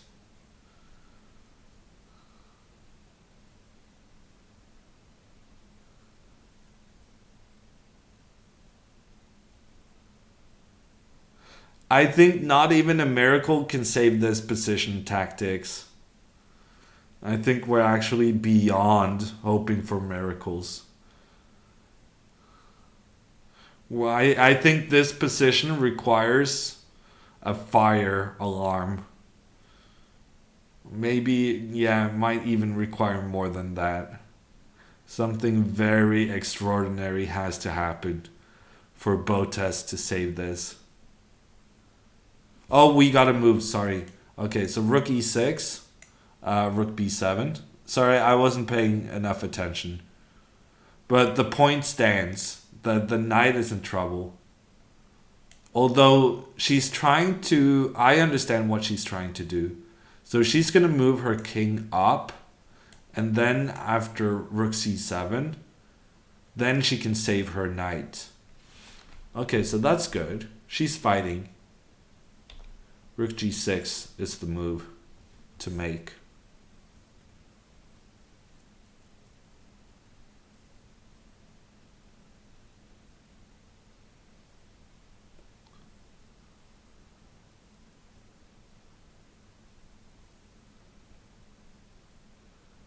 You were hoping for something more complex than Anish on well, I think I prefer...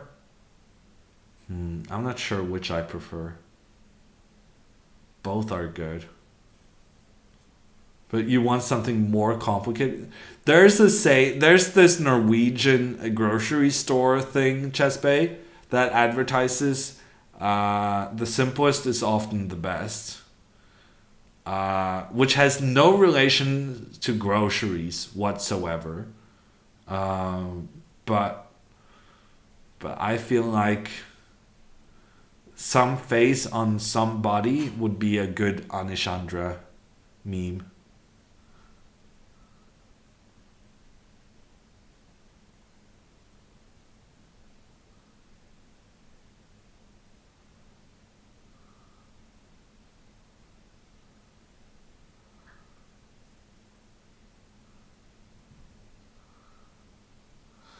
Yeah, something like that, Jake. Just too bad she's playing a 13-year-old.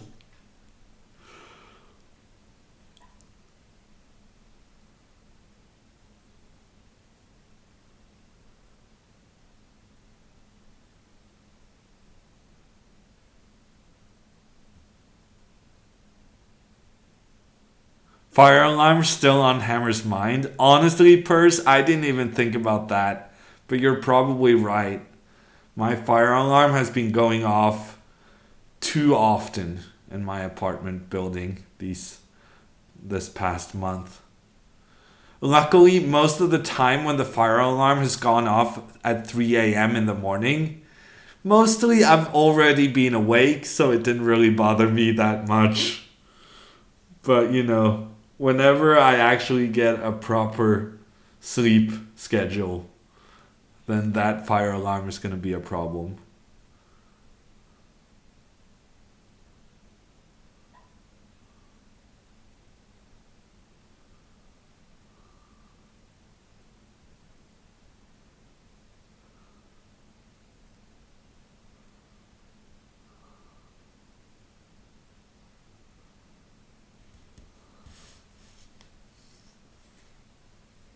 Screwdrivers and wire cutters.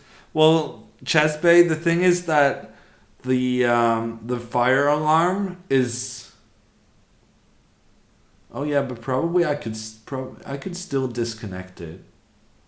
Because I mean, the fire alarm is not going off in my room, but yeah, if I can cut the wiring into my apartment, that probably would turn off the fire alarm.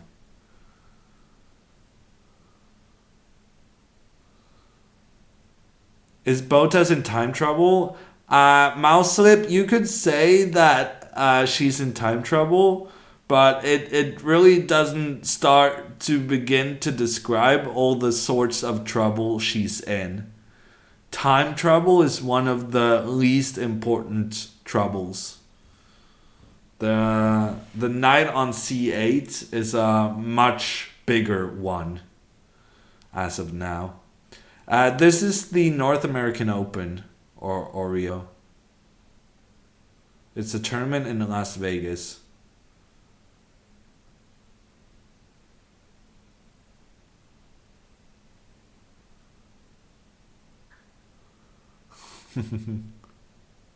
That's one way of looking at it, Vila.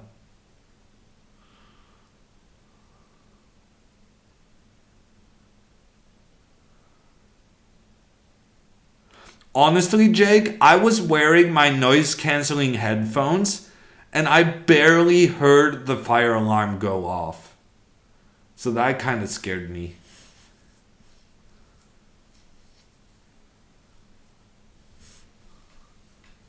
Because that kind of makes you think about fire safety for when it's not a false alarm. Is Botez in trouble? Yeah, Botez is dead lost, Bird Patzer.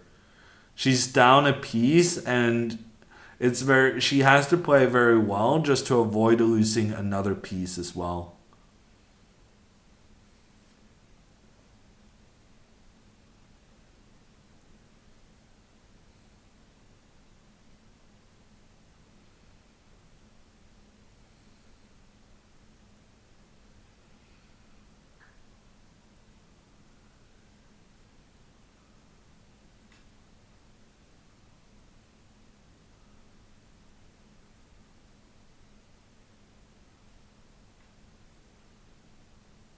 Yeah, this is the last round, mind-wise. Yeah, Ramsar, you're not wrong. White has 3 pieces that are absolute monsters. So if somehow Botez could trade off, if Botez could trade like this knight and this rook for this knight and this rook, like let's just give this as an example. Here, there are some chances that she will be able to put her king on e6 and just shuffle her bishop and make a draw. It's probably not great chances because of the d5 square and the king can probably infiltrate. But at least here you have a chance because the bishop on a3 is so bad. It's not doing anything. It's just stuck in front of Black's pawn structure. But for that to happen, for instance, if knight e7, then knight c6, and big trouble.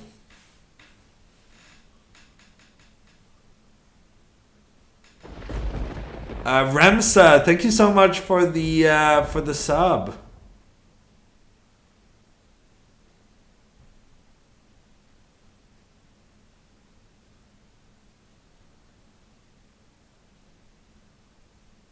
White can get the bishop via a5. Yeah, yes, that is true. Non-stop, but it's a very time-consuming endeavor. And while White is rerouting the bishop, Black may get time to defend herself.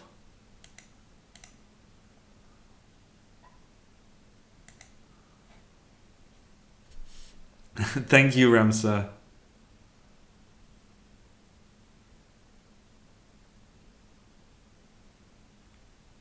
When is Alexandra gonna come back? Do you mean to New York, Ahmad?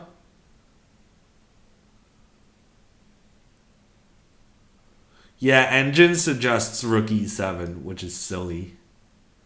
She has to play king g6, but still problems.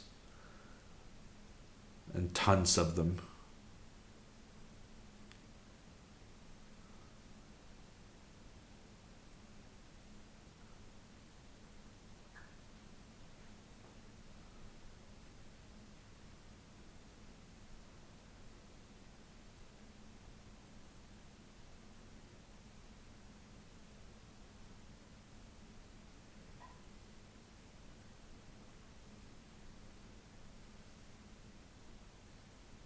You're welcome, Witch Pawn.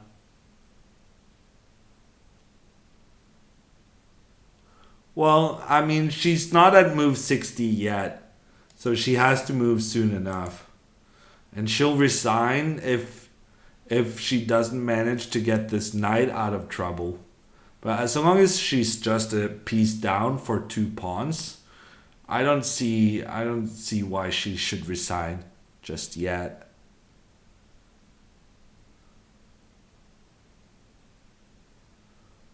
Thanks, Shockhealer. Those black pieces are not great tactics, I agree. She really misses her light squared bishop. When you have your pawns on dark squares like this, you kind of need to have a light squared bishop to make sure you cover both the light squares and the dark squares. Hey Specs, Alexandra is not doing great. She's getting crushed by another kid. He found this really amazing rook b1 move, sacrificing a second pawn. And after that, it was very difficult to defend.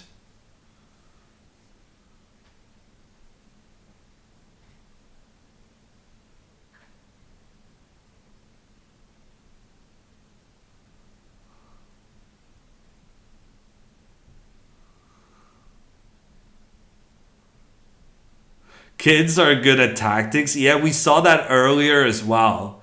Do you remember that game where the kid played knight takes c4, sacrificing first a knight and then a rook to get the checkmate on b5? That was also some kid. Although that kid inexplicably accepted a draw offer later on. It has been suggested that Botez's strategy should be offering a draw here, but I don't think her opponent will be as generous as the earlier guy.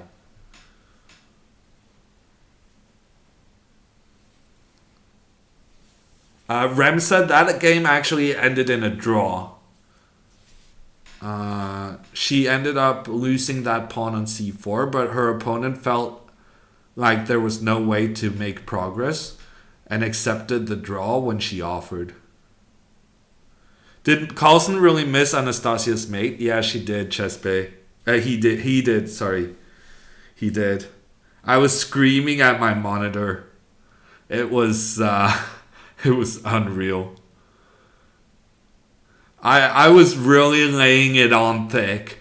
Oh, and Magnus has a magnificent way to win this world championship. He's gonna sacrifice his rook, check with the queen, and the knight will finish the job. You know, I was basically being a poet there. Then he goes on to play some other, winning move, but still. Checkmate in 3 moves he missed. But against Karyakin, he goes ahead and plays queen h6.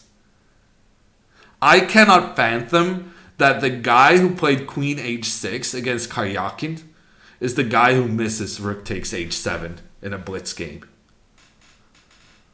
I don't get it.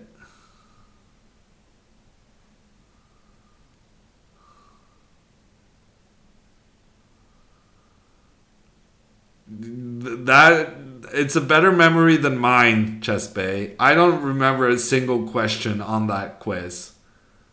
I remember the trophy and the double cheeks I had when we took a crappy picture at the hotel after the quiz.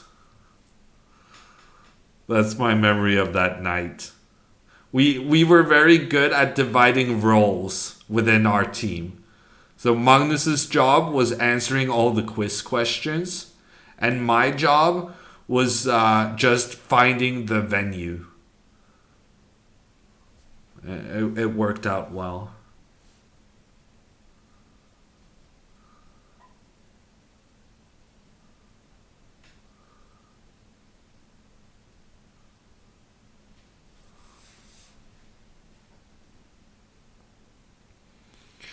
I have a lot of opening moves in my head, Chespe. I can't help it. That's my go-to excuse whenever my memory is being poor. I just say, I don't have space for that. I have so many chess openings I need to remember. Tori, how are you doing? How are you enjoying your day off in Vegas? Are you celebrating your first tournament?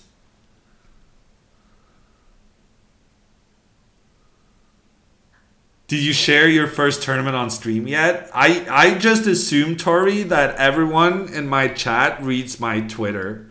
Guys, if you are not following me on Twitter, you really should. One of my latest tweets is the genuine result list from my first ever tournament. And I scored 1.5 points. Tori just scored 4 points in her first tournament ever. Well done, Tori. Ultrapon, I'm playing in the Norwegian Blitz and Rapid Championship. Second weekend of January.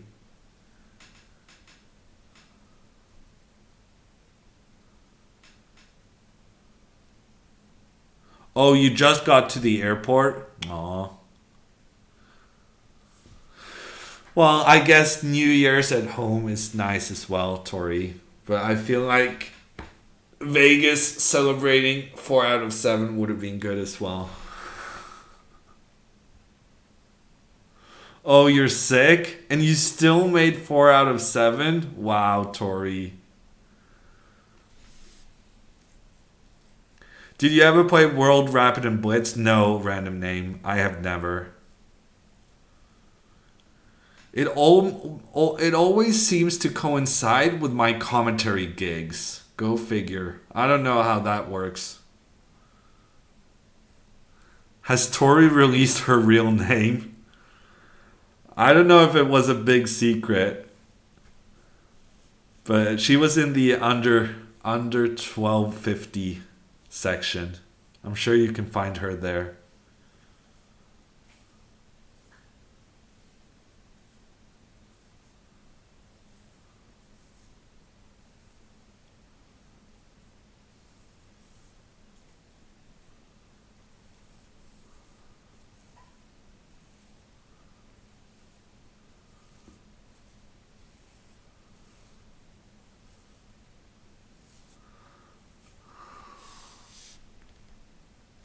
Specs, you're hoping to play your first tournament next year? That's really exciting. Are you in Norway? Do you need some help to find a good tournament? Let us know if you want any tips for getting onto the chess scene.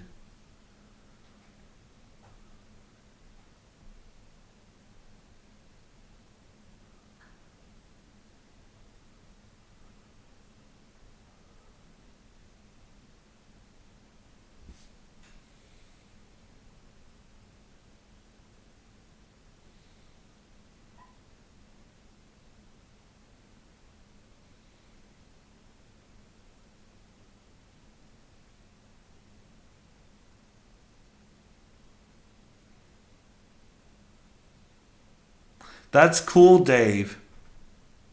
Best of luck to you. Did she make a move? Not that I've noticed.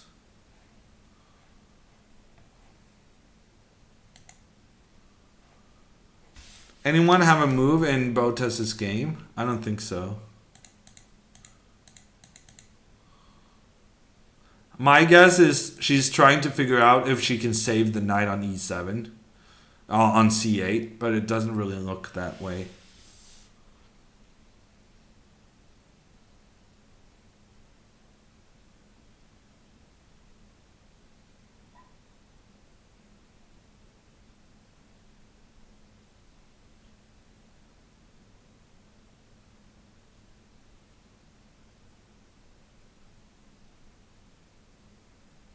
We need that Joe info. Yeah, you're right, Emod. Joe, you in here? We're gonna need your help. What's going on? Why are we having no moves on our screens? I'm doing good, C Nation. It is possible she resigned already. But I don't think so. I don't think she would resign until the knight on c8 is definitely trapped. Do you think Rapid and Blitz will become more popular than Classical in the future? Yes. I think so.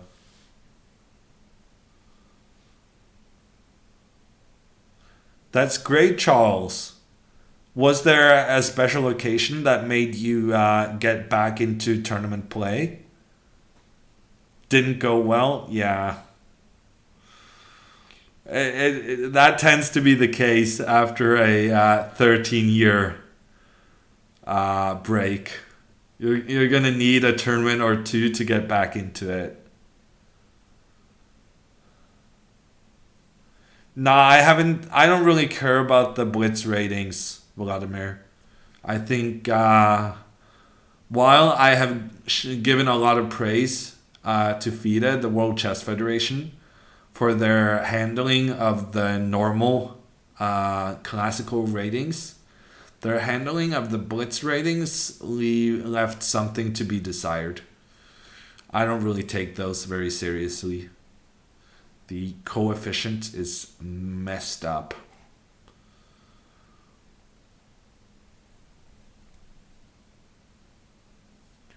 What's your opinion on Nepo's draw offer against Magnus? Before the game random name, I was speculating that they would just make a short draw. Because they're pretty friendly. I mean, I think it's a bit strange that Nepomniachtchi offered, seeing as how he was having some pressure, but I think in his mind, G5 was just clarifying, exchanging off to a draw. And he's probably right. It probably was just a draw.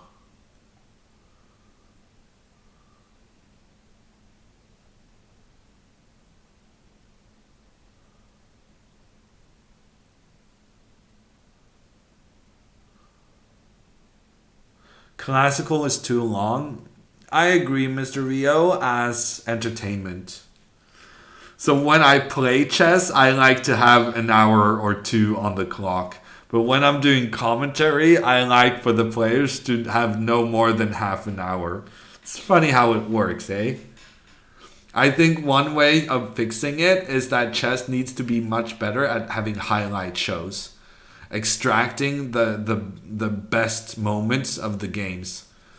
Because I think having like a broadcast of 6, 7, potentially 7 hour games is a bit much. You're always gonna have the biggest fans follow it, but for a broader audience, you need to start making some highlight packages. She did resign. Okay, thanks, Tori. The inside info.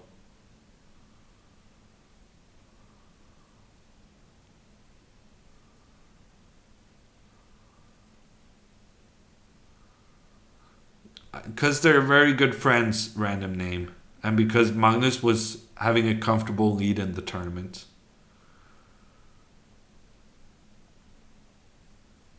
Yeah, she did really well early on, Mega Man. I've been encouraging her to contact the Marshall Chess Club. There's this IM tournament in New York in like, I don't remember exactly when, but like February or March. And I feel like she should try to lobby to get a spot in the group. It's gonna be difficult because she would be the lowest rated by far. But I think in general she has shown that she's better against better players. And so she should look for tournaments where she gets to play pretty tough opposition. But anyway. Okay.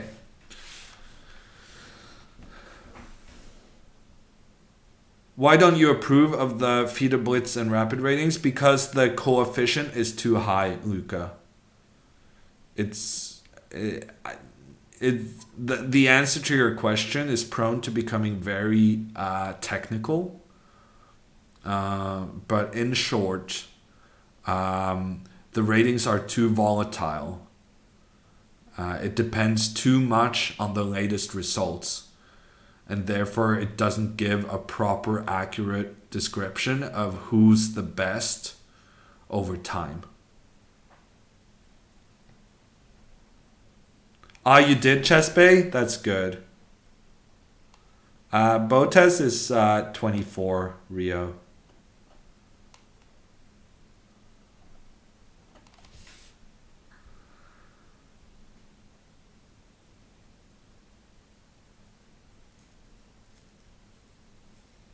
MVL once lost 200 rating points in one tournament. Yeah, it's not good. Okay, it was the Rook B1 move. That was spectacular stuff from Ludvig Kartik. I gotta work on my pronunciation. You don't get your name properly pronounced by me until you settle into the elite club of players who play regularly against Magnus. It's the harsh truth, but it's the truth. Rook B1 was a brilliant move, and then this Queen B3 move was the culmination of White's strategy. Black is up 2 pawns, but it doesn't help at all, because the threat against the bishop and the threat of the knight making a double check in conjunction with the queen, that was enough to get a decisive advantage. It means that Botez, unfortunately, had a rough time against all the young kids in the Vegas tournament. But that's it from me. No kids allowed tournaments. Yeah, if only those existed, Peter, I would sign up immediately. I had some bad run-ins with kids as well. I once faced a 12-year-old Nihal Sahin while I was a Grandmaster. I tell you, that did not really work out. 12 years old, I still lost. I'm having nightmares still. And thank you so much, SBEX. And thank you, Kevin, for the gift subs. Nicola, you've been so generous. Dumb. Crazy with the amount of gift subs. I mean, everyone has been so generous. It's been my pleasure to guide you through these games. I hope you stick around. I'll have more streams in January, but for now, I'm gonna take a few days off to recuperate from this very stressful week of first World Rapid and Blitz Championships and then the Botez games.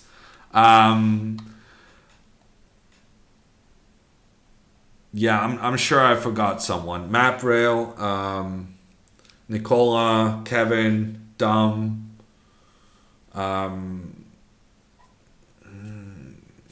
Horatio, Ulan. You see it now. I made a mistake because now I started listing names and I'm not gonna remember everyone.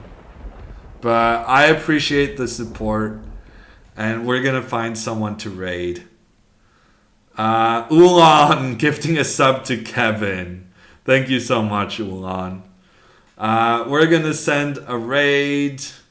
If I find the right button to click on, and we're gonna raid someone doing chess.